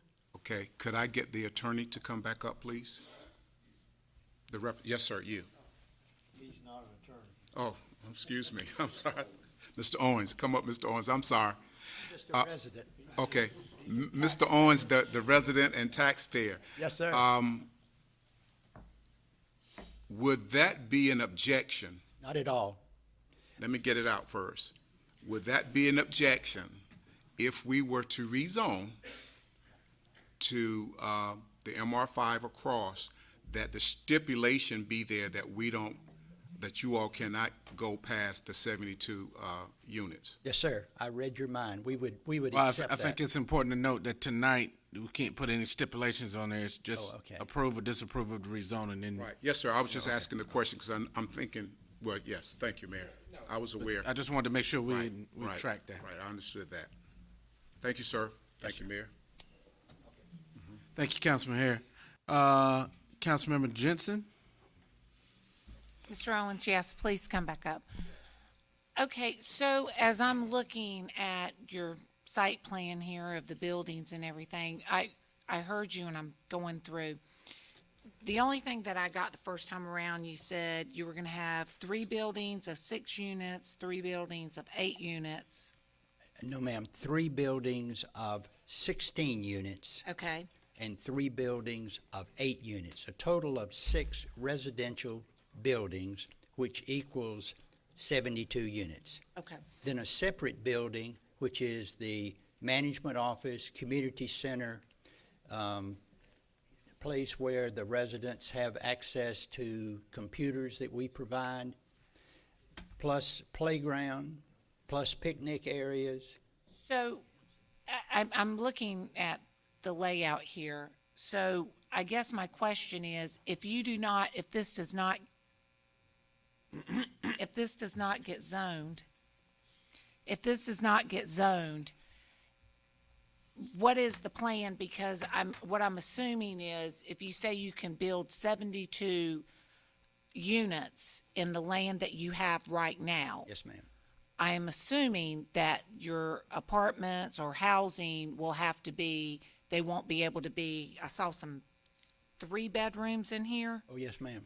So if you do the 72, are you going to be able to do the same configuration as you're doing right now? The main difference in the 2 would be that we would have to put most of the units on the back side of the property, and we would have to build 3-story units, which we prefer not to do. And that also pushes most of the green space toward Walmart instead of letting it be centralized within the development. It's a much nicer layout to do it with the rezoning. So, again, my question is, and I wish I would have added it up, and I'm sorry.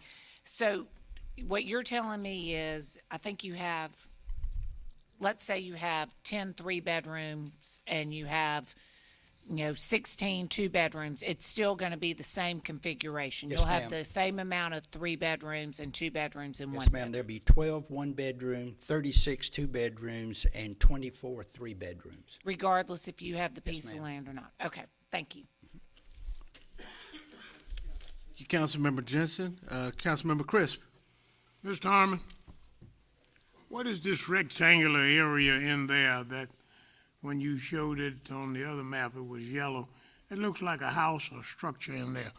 That rectangle, that right in there, what is that? Right there. Huh? It's a little substation, I believe. Is that not correct? Yes. Electric substation that's in there. So it's not part of their property and not something that can be built on. Mr. Mayor, I'm gonna break it on down now, okay? Because I'm gonna Please, tell it Sergeant like Major. it is. Yes, sir. An entranceway 600 feet up Hoke Loop Road from that stoplight, a minimum of 72 cars trying to come out of there in the morning. And that's a minimum because most families own 2 cars or more. They'll never get out to make a left turn, ever. There's traffic coming out of Woodmark, Bryan, all back in there. There's 1,000 homes back in there. And they're coming out, either going to Rayford Road, or many of them, those that are going to Fort Bragg, are coming out Hoke Loop Road to Cliffdale Road. So without a light, and DOT probably would not give a light 600 feet up that road. The other point I want to make is, and I'm just going to say it like it is, these kinds of apartments cater to transient personnel. And we have an abundance of apartment buildings in this community. Don't misunderstand me. I've always been supportive of Mr. Murray Duggins and his projects.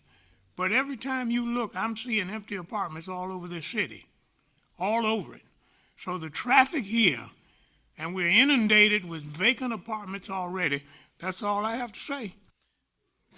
Thank you, Dean.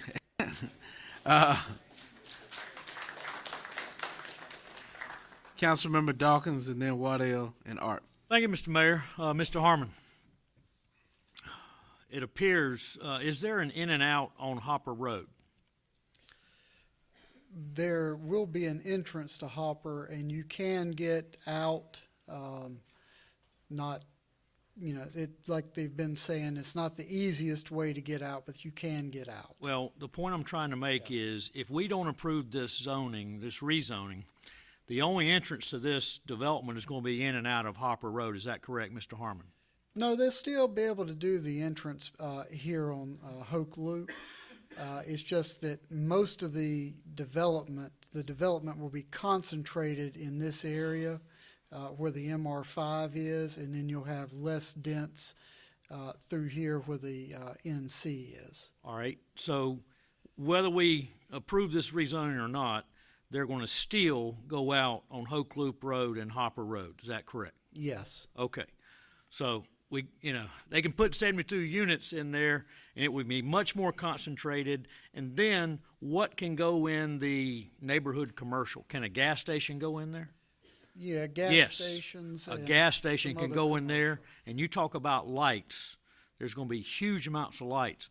I recommend the council, we approve this, because if we don't approve it, they're going to put 72 in that smaller area, and then they can put a gas station and other things in that neighborhood commercial, which will be much worse on our citizens in that neighborhood. Thank you, Mr. Mayor. Thank you, Councilmember Dawkins. I had a few more questions, but was that a motion, or you just making a statement to recommend?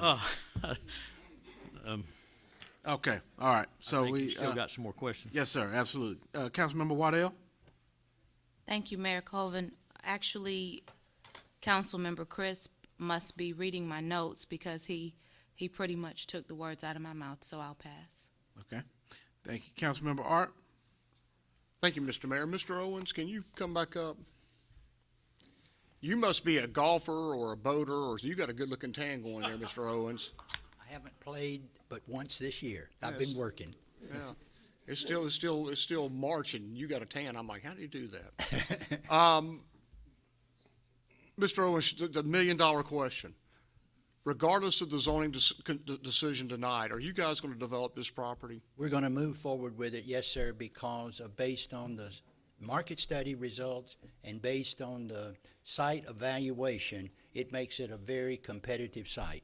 And if a group came forward to you and made a competitive offer to purchase the land, would you be willing to sell it? No. We actually have the property under option from the property owner, Mr. and Mrs. Kidd. We have an option to purchase the property based on the results of our application with North Carolina Housing Finance Agency.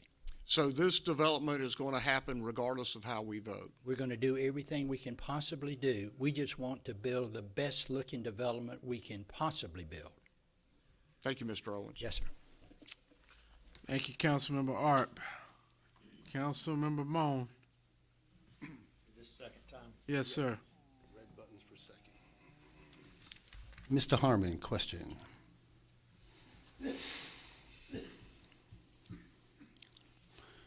So earlier in the presentation, it said 73 units can be built right now with the split zoning. Correct, And that doesn't leave much for anything else, right? correct. So 73 zone or 72. But if we do a straight rezoning, there's no guarantee for only 72 because with the higher MR5, you could build to a higher density. Right, there is no guarantee for that. Right.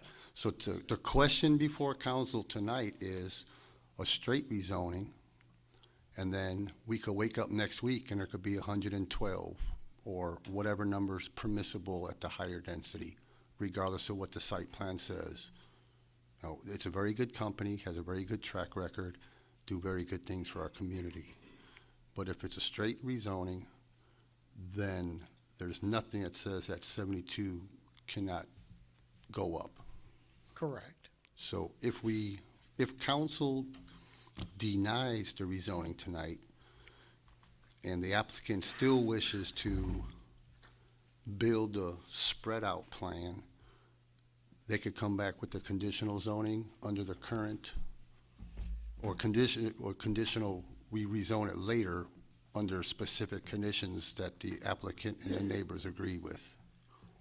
Well, that the property owner agrees with. Property owner. Yeah, he's the one that has to agree to them, but that could happen. You may want to talk to the applicant. Yeah, we just did it at 5 Points Corner. Right. You know, I don't know if this is I don't know what his timeline is with the state financing. I don't know if he's got extra time where this could go back through the process, or if tonight is basically, is a vote up or down for him. I'm not Right, sure. and I understand the developer's desire to develop, but again, a straight rezoning tonight, yippee-ki-yay, we can now put 100 instead of 72. They could change their mind overnight and come up with a new site plan. Is that correct? Yes. Okay, thank you.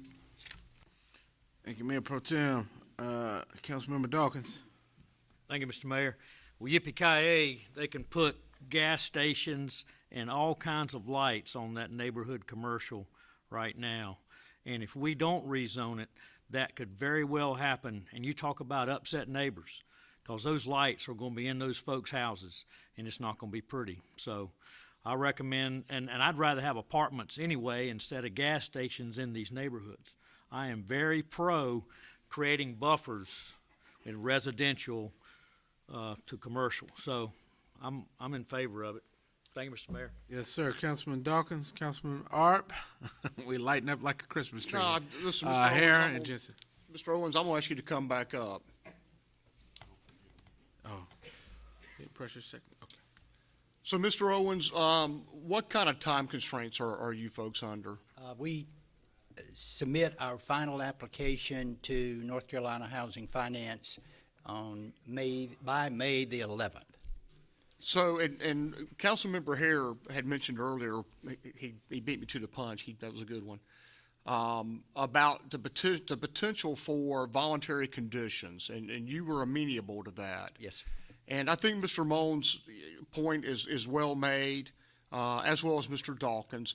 But if there's the potential to work with some conditional zoning to state that you would not exceed the 72 and those types of things, you would be amenable to doing that, as I understand. We would, and let me mention one thing. There can't be more than 72 units built there because of the parking requirements. The city of Fayetteville requires 1.8 parking spaces per unit. There's not enough room to put more than 72 units. I don't care if you go up or not. You can't put more units on there than 72. Mr. Owens, not that I don't trust you, but Mr. Harmon, can you confirm that? I can also say that North Carolina Housing Finance requires 1.75 parking spaces. The city is a little more restrictive. While I don't think it's probably in their business model, obviously a parking deck type structure or parking under the buildings could be possible, and that could allow for more than the 72 units. Okay, but most highly unlikely. Thank you, Mr. Owens. Thank you, Councilmember Arp. Councilmember Hare and Jensen. Mr. Harmon, one more time, please.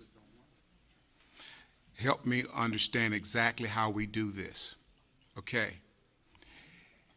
Mr. Owens states that his group, and they do great work, his group is willing to do the rezoning, if I'm understood correctly, where that we could attach conditions to that, which a lot of folk are speaking about now. A lot of members are speaking about with the 72. That also will allow them to spread the property out and, you know, do all the pretty things that United Development does. How do we do that tonight? Do we turn it down and we send it back? And please educate our audience and people sitting here tonight and me. Well, and that's why I pulled my phone out. I wanted to see what our calendar actually looks like, because when you're looking at his schedule, we also have to look at the calendar, and with these, there are certain state requirements that we have to meet for advertising public hearings. And so, Mr. Owen, what was the date you said you had to have that? May 11th. 11th? Yes, sir.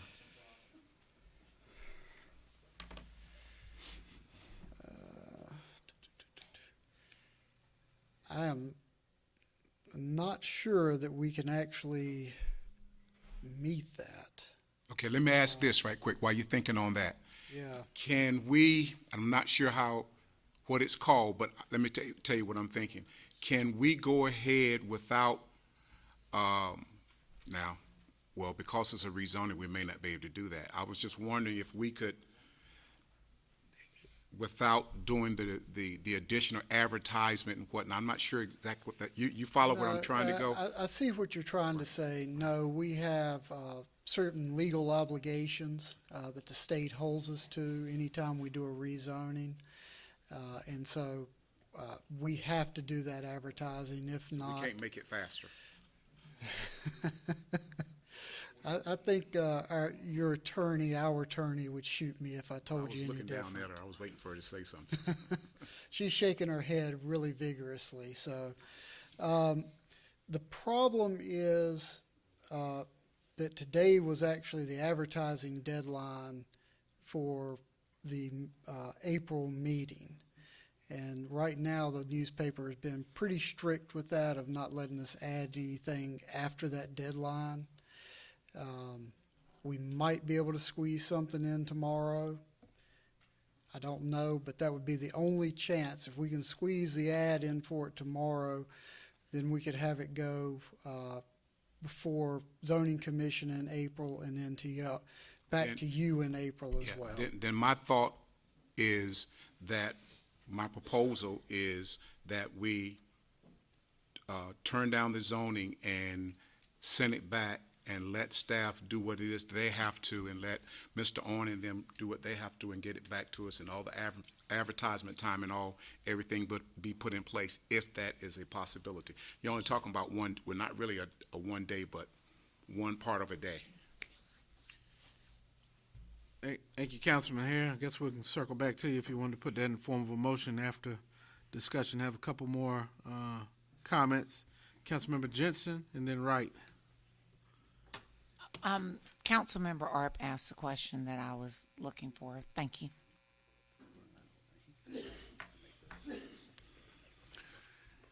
Yes, Mr. Harmon. I just have a problem with the staff bringing this to us under these circumstances because knowingly we're going to have these questions concerning the extension of more units, a possibility because of the type of zoning. Therefore, we put United Development in a crunch with a timeline because our concern is we just have to take their word for what they said they're going to build. And at this point, even the design build is not what you say is going to look like when it's finished. So the thing that I'm kind of perturbed about is that now we have all this time that we're wasting discussing something that ultimately we're saying is going to be built anyway. We're going to build it anyway, but the object of United Development is saying they're going to build it with more space because you're saying, but there's still a question whether you're going to go up, which is not likely, but there's a concern that now we're building a precedence that other builders or units may come to us under these certain circumstances. So we have to learn, and I think that this is something that we need to learn from. So if at this point, if they're going to build it anyway, and it's going to be a tighter unit, it's almost like our hands are tied because of the timeline unless we send it back to committee and the committee has a special meeting, special call meeting. So I'm kind of confused as to, what are we doing?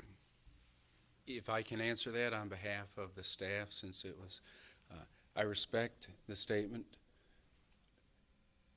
The applicant has an opportunity to present what they want to in front of us, and in turn back to you. We have an obligation to make sure that you're hearing it correctly, so when he shows you pictures or anybody shows you pictures and they've come through on a straight rezoning, that you understand that's not what you're reviewing. So even though it's taken an hour, and it has been a long time to discuss this issue, for that I apologize that it's taken so long. We've done our part, I believe, and Mr. Harmon has done a good job in trying to make sure that everybody knows this is the way they wanted to bring it front. We can't tell them, no, you need to bring it through as a conditional. They have the opportunity, and as you've heard, they've done a lot of these projects, and they've determined that this is the method that they want. We will do and will continue to do everything that we can to work with the community, which includes the applicants as well as residents, in trying to work things through.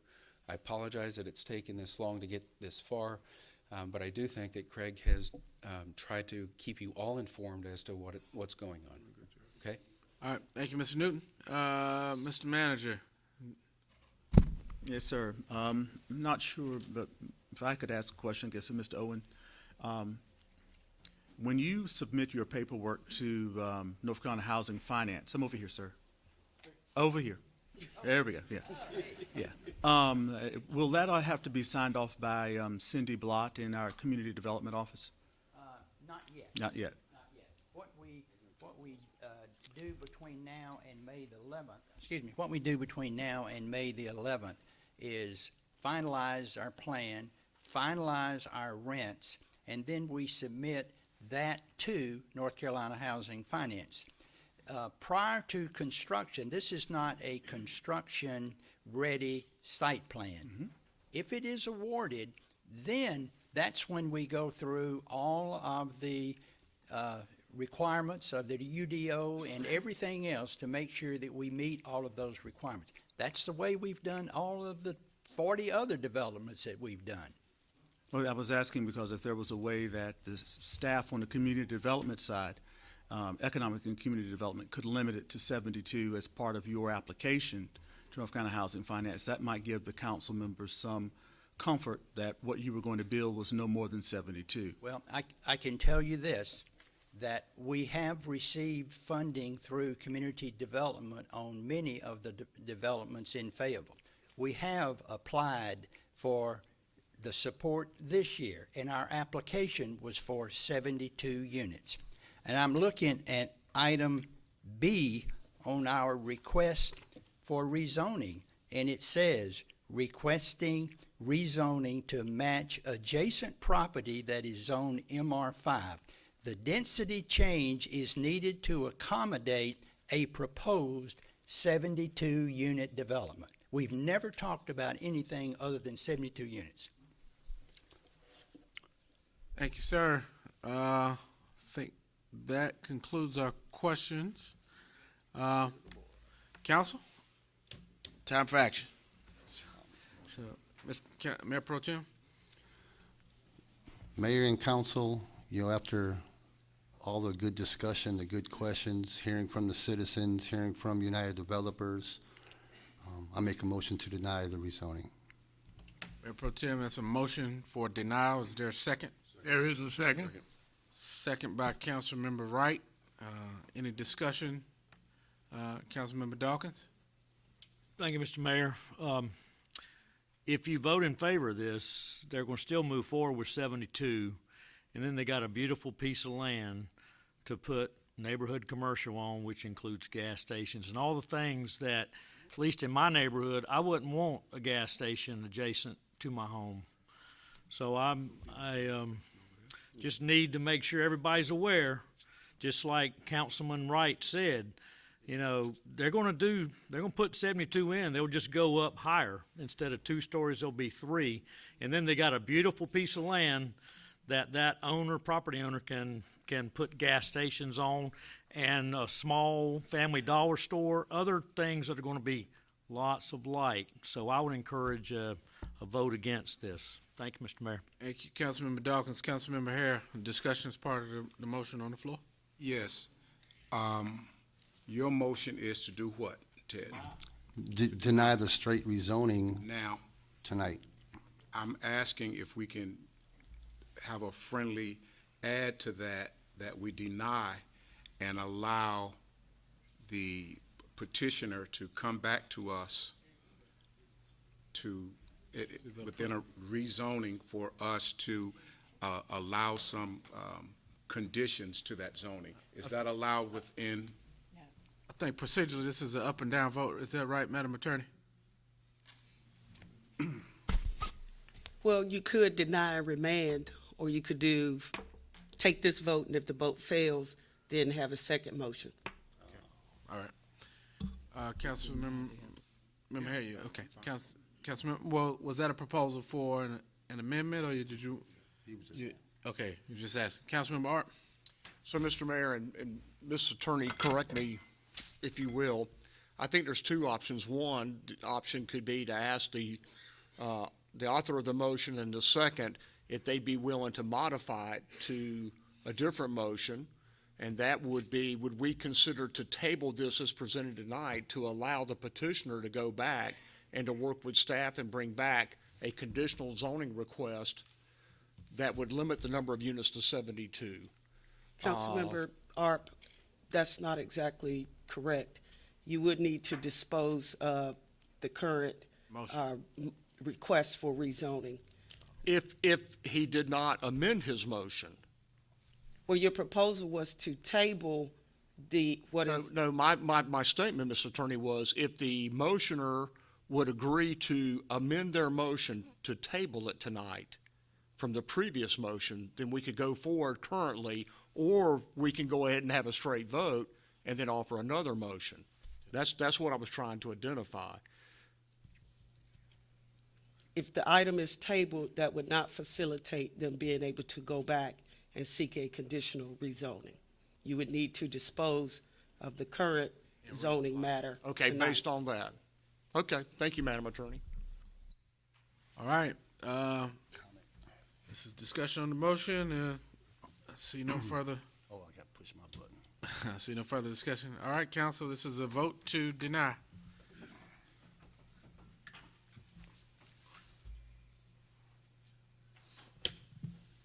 Madam Clerk, That motion carries for denial.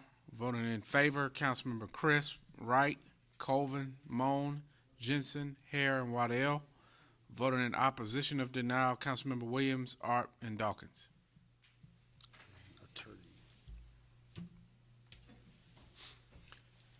Councilmember Art?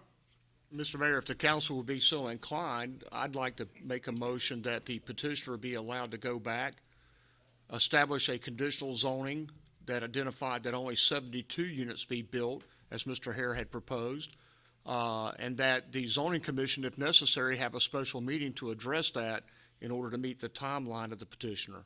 Second, sir. So a conditional rezoning is the motion, seconded by Councilmember Hare.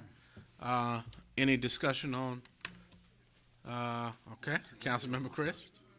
That motion is compelling the owners to go back for a conditional rezoning. They may not want to do that. Well, they don't have to. Well, how do we make a motion that compels them to do it? The motion is not proper. Okay, we can't tell them what to do from here. If they are very much aware, Mr. Mayor, that they can go back for a conditional rezoning. Thank you. I'll refer to the attorney, Madam Attorney. Mayor, members of council, I think what Mr. Arp is trying to achieve, ordinarily when you have a rezoning matter, that matter cannot come back before the council for 1 year unless you waive that requirement. I think what Mr. Councilmember Arp is trying to do is facilitate their ability to seek a conditional rezoning earlier than the 1 year time limit. So a waiver in the time, does that need to be stated in his, I'll be happy to do that, Mr. Mayor. So I will amend my motion to state that we authorize the petitioner a waiver to come back within 1 year to this body to submit a conditional use zoning for the property identified tonight. Yes. Of course, if they desire. Yes. okay, so that motion has been amended to reflect, the language that Councilmember Arp just said. It's, Councilmember Dawkins, discussion on. Thank you, Mr. Mayor. I just want to make sure they don't have to do that. And they can put 72 right in that little area, and then they're going to put a nice gas station, a pretty family dollar store or Dollar General, and folks are going to have to live with it. Mr. Dawkins, we've already had that vote, sir. I mean, you're correct. All right. Thank you, Mr. Mayor. Discussion on the amended time waivered motion only. Second the motion. It's seconded already. I missed All right. that. All right, council, time to vote. Ask for your votes, please. Time to vote.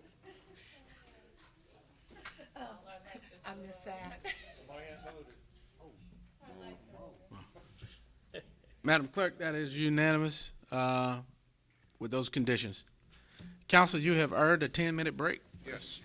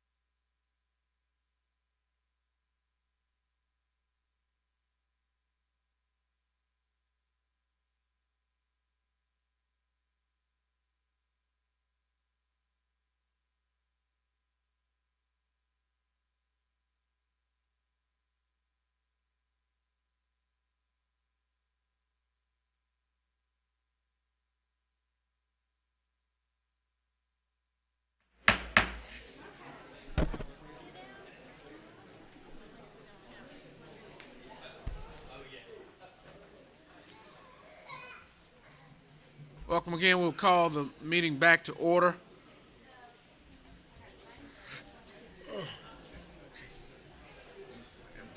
This time we'll refer to Mr. Harmon, item 7.03. Thank you again, Mr. Mayor. The next item I have is a text amendment to align the city's Unified Development Ordinance.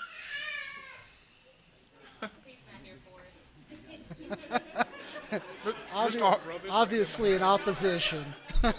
Mr. Harmon, we didn't know you were a ventriloquist. I could have been much more entertaining, see? This is to align the Unified Development Ordinance with general statutes regarding wireless communication reform, most notably known as small cell antennas. And this is an ordinance amendment along with a budget amendment as well. What we're looking at is an example of what one of these small cell antennas could look like. And actually, this is from an application we've gotten along Hay Street. You can see over here on the left one of our existing lights. You can also see it there. And then you have this antenna that under the state legislation can go up to 10 feet above light poles or electric poles, things of that nature. There are also other configurations for this, such as this one over near FTCC, which looks like a tin can sitting on top of a pole. Again, this ordinance, an ordinance change, is to align us with state legislation that's already enacted.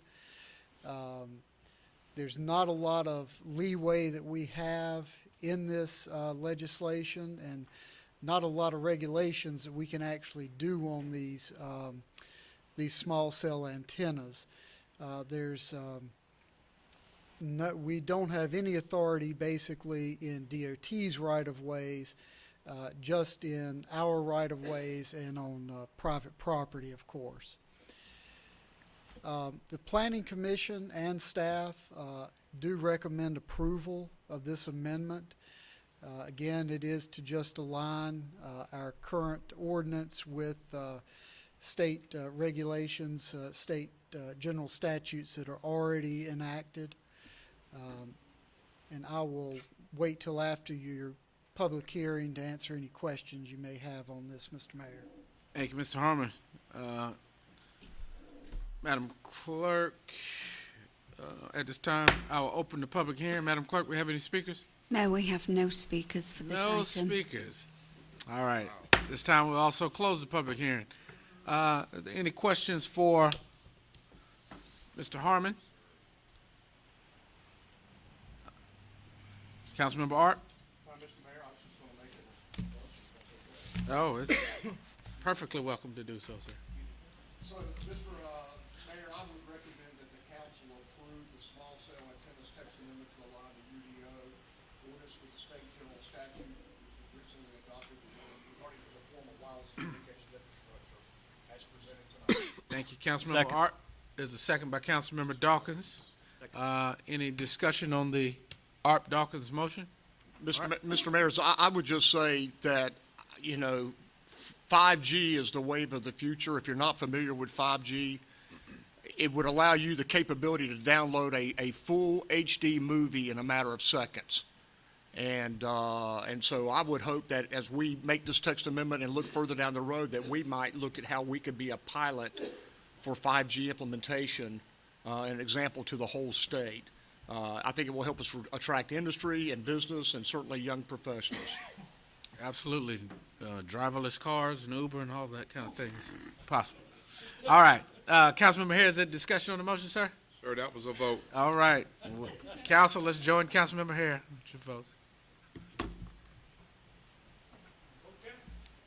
Need you, Sergeant Major. All right, Council, Madam Clerk, that's unanimous. Right, moving right along, item 7.04.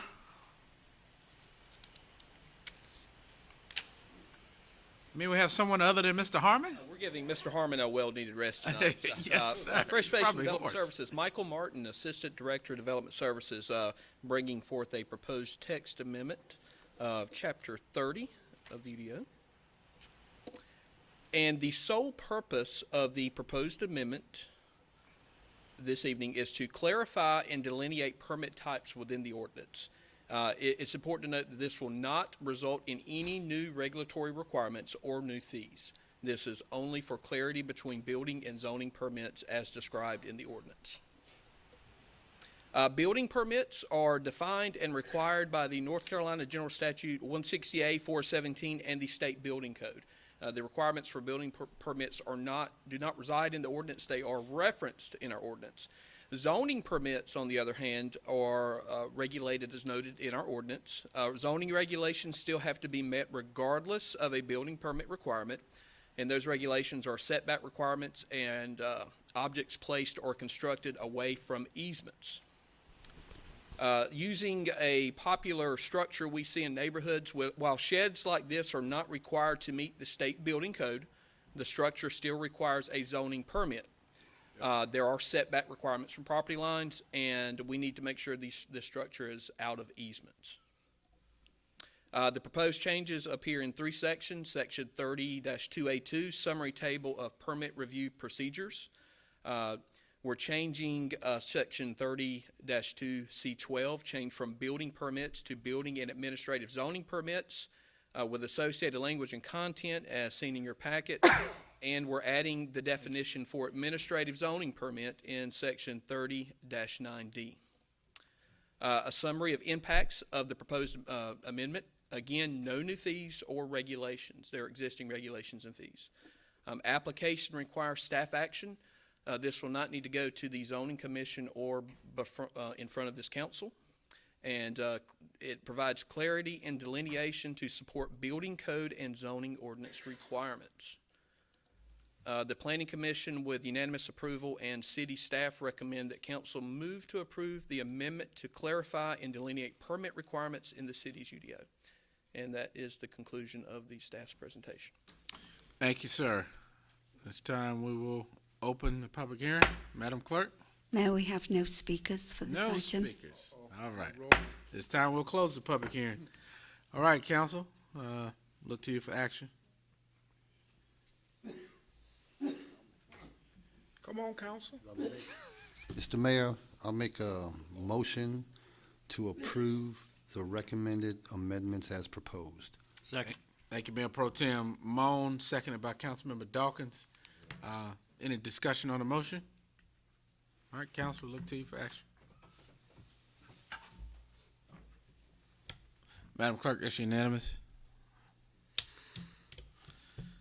Moving right along, item 7.05. Hello. How are y'all doing? Hey there. Better.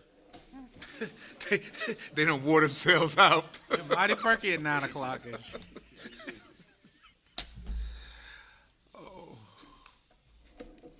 Good evening, Mayor and members of City Council. I'm a lot shorter, so I've got to move this way down. I'm here tonight to discuss the Mary Mack Street closing. The city has received a petition to close this portion of the street that connects the Wells subdivision to Rayford Road. NCDOT has a Rayford Road project going on, and as a part of that project, they were going to make this connection. The neighborhood and some of the adjacent property owners did not want that to happen, so they went to DOT and asked if they would take it off of their project, which DOT did. To make it more official, they've come to the city to ask for us to do a street closing so that it can be no longer dedicated as public use. As a part of that, North Carolina General Statute 160A-299 gives us authority to do that, and it's a very strict procedure that we follow. We have followed that procedure. We have posted the property. We've sent out certified letters to the adjacent property owners, and staff contacted all of the utility companies to see if anyone needed that right-of-way for any reason. As a part of that, if council decides to close this portion of the street, staff would be reserving an easement for Aqua North Carolina and also for PwC. They were the only 2 utility companies that did respond. and as a part of this, there will not be access denied to anyone closing this part of the street. And Cumberland County, I know you all know this, but Cumberland County is who is responsible for the dividing the property once we close it. The city does not have authority to do that. And that is it. Mr. Mayor, I make a motion. Hold on a minute. We got to open and close the public hearing. This time we will, thank you, ma'am. We will open the public hearing. Madam Clerk, any speakers? Yes, sir. We have 2 speakers speaking in favour. Our first speaker is Miss Laurie Capps. Hello, Ms. Capps. Hello. My name is Lori Capps. I live at 7306 Manassas Street. And this is my husband, Johnny. Hey, Johnny. We are here this evening to just ask that you please permanently close this. This is the second time that we've had to deal with the NCDOT wanting to open up that portion of Merrimack. We have a daycare that is adjacent to it with 80, students. And then we also have through that area where you see the walk up to the crossroads, we have at least 24 students who walk that road to cross over to the schools across the street. They can also go on that side and go to the back side of the classical school to cross over with another crossing guard to the high school. We don't want to change anything about the landscape of this. We just want it to stay the same. We already have 4 entrances into our neighborhood, and we don't feel like having this opened up is going to do anything for our quality of life within our neighborhood. We don't have sidewalks, so it would just cause so much more traffic in a very congested area already of Rayford Road during the peak hours. And it's been this way for 46 years. Our neighborhood is here with us. They'll stand a good number. And we all ask that you please just consider not having it stay open or that chance to permanently close it for all of us and our future too. All right. That home has been in my husband's family since that neighborhood started. It's one of the first 13 homes there, and we would like to continue this to our daughter and her kids. And with this being closed, it's going to allow for this to stay as close to what it was before as possible. So thank you. All right. Thank you.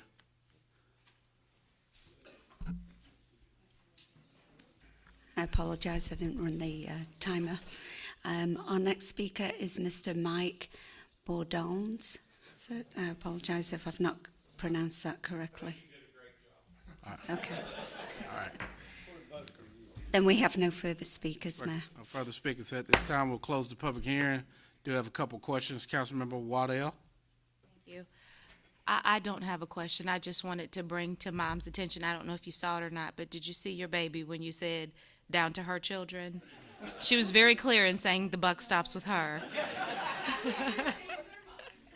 We're working on that generation. Councilmember, thank you, Councilmember Waddell. Councilmember Crisp. I would, Mr. Mayor, if I may, can we listen to Mr. Art before I do a summation on this issue? Councilmember Art. Yeah, thank you, Mr. Mayor. Thank you, Mr. Chris, for deferring to me. I'm very much in support of this, but I did have a question about the easement. Would it not be, I know only 2 responded, but in the future, there could be requirements for other easements, things like fiber or other things. Do we just want to limit it to just those 2? I actually contact and ask, and if they have any future, PwC did have some future thoughts on the area, and so they did, but I'm just concerned.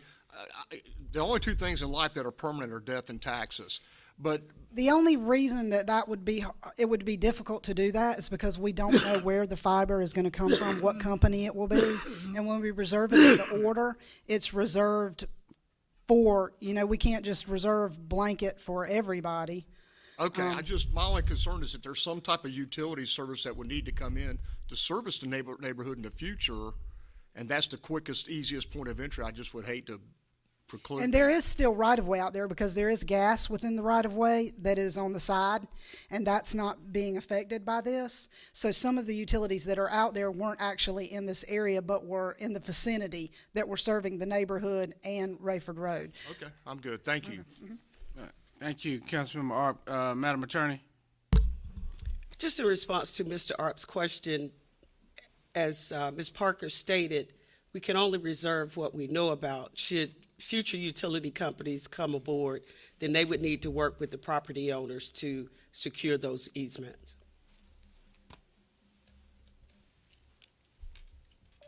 Does that address your concern? So just for clarity, how many property owners are going to be involved with that easement? Just 2? 3. 3. Okay. All right, any further questions for staff, Ms. Keisha? All right, council, look to you for action. Mr. Mayor, Yes, sir. if you look, Councilman as council, and if the citizens don't see it, but as you're looking at this, the proposal was to build a roadway through there coming out on Rayford Road, right in front of the school. That exit would be too close to the traffic light at 71st and Graham Road and Rayford Road to put another traffic light there. It would be almost impossible for vehicles to come out of there in the morning. Now, there are 4 entrances in and out of Wells Place. I would put this community against any community in this city in terms of their community watch and the way they maintain this community with wardens and block captains and everything else. The issue here is to stop a roadway from coming through there, which would simply be a cut-through for people that don't want to come out Rayconda Road to the light. And it serves no useful purpose to put that traffic right in front of a school. As was stated, there are children that walk through here each morning. They go out to Rayford Road where the crossing guards are, and then they're able to cross to the 2 schools. There are 3 schools there. There's 71st, and then you have the Almond School, and then the classical school there. So this is the right thing to do, is to close it, and then those 3 property owners would be able to deal with right-of-way in the future in regards to fiber optics or anything else. And they wouldn't object to that, I'm sure. But what they don't want is to make a road through there.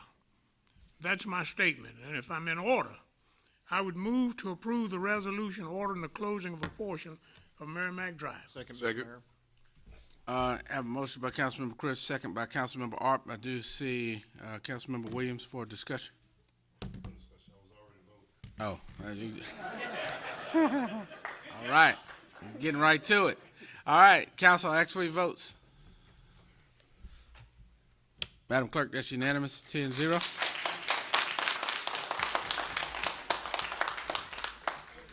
Thank you all.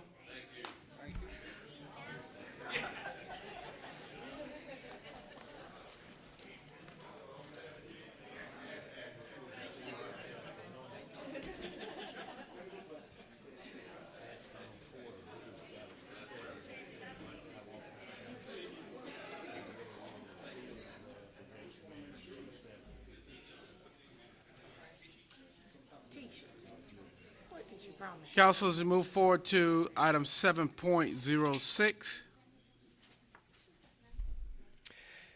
Good evening, sir. Christoph Bauer, Deputy City Manager. I'm going to keep this short. We're considering tonight a future lease of parking capacity for the Hay Street parking deck. 1 second, Mr. Bauer. Madam Attorney? I think we missed a step here. So, did I see your light, Councilmember Williams? Yes, sir. Yeah, you hit it. It's on you.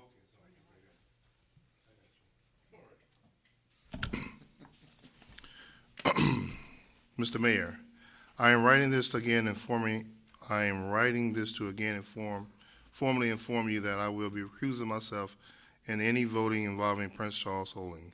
I am indicating that you and the city attorney in earlier February, I have a financial interest in regards to the entity, and that I would like to recuse myself as a avoid any possible conflict.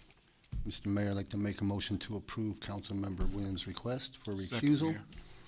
Thank you, Mayor Pro Tem. It was seconded by Councilmember Hare. Any discussion on the motion for recusal? All right, council, look for your votes. Madam Clerk, that's 9-0 for recusal. All right, Mr. Bauer. Thank you, sir. So what we have before you tonight is a proposed lease for future capacity of the Hay Street parking deck, which is being developed consistent with a downtown development agreement, which was authorized for execution by the council on December 11th. That agreement actually contemplated 3 such leases, one for the Prince Charles Hotel, one for the future hotel development project, and one also for the future office complex development. The one before you tonight is one for Prince Charles Hotel. And the reason why this is coming back to you is the lease has a term that is longer than 10 years. By state statute, anytime there's a lease for longer of 10 years, the council has to treat that by process as if it was a sale of property. So we have noticed this in excess of 10 days so that people understand that we're actually taking this action. And you have the key terms in front of you tonight. 90 spaces, 33-year initial term, $50 per space. And I'm here to answer any questions you may have about this lease proposal tonight and any questions that may come out of the public hearing. We do have, I need to open the public hearing. Madam Clerk, are there any speakers for tonight? No, we have no speakers for this item. At this time, we will close the public hearing. Councilmember Art? Yes, Mr. Mayor, if there's no questions, I'm prepared to make a motion. Okay. All right, if it pleases the council, I would recommend that we authorize the city manager to execute the parking lease and non-disturbance agreements substantially in the forms attached. Second, Mr. Mayor. Motion was made by Councilmember Art, second by Councilmember Wright. Any further discussion on the motion? All right, council, look to you for action.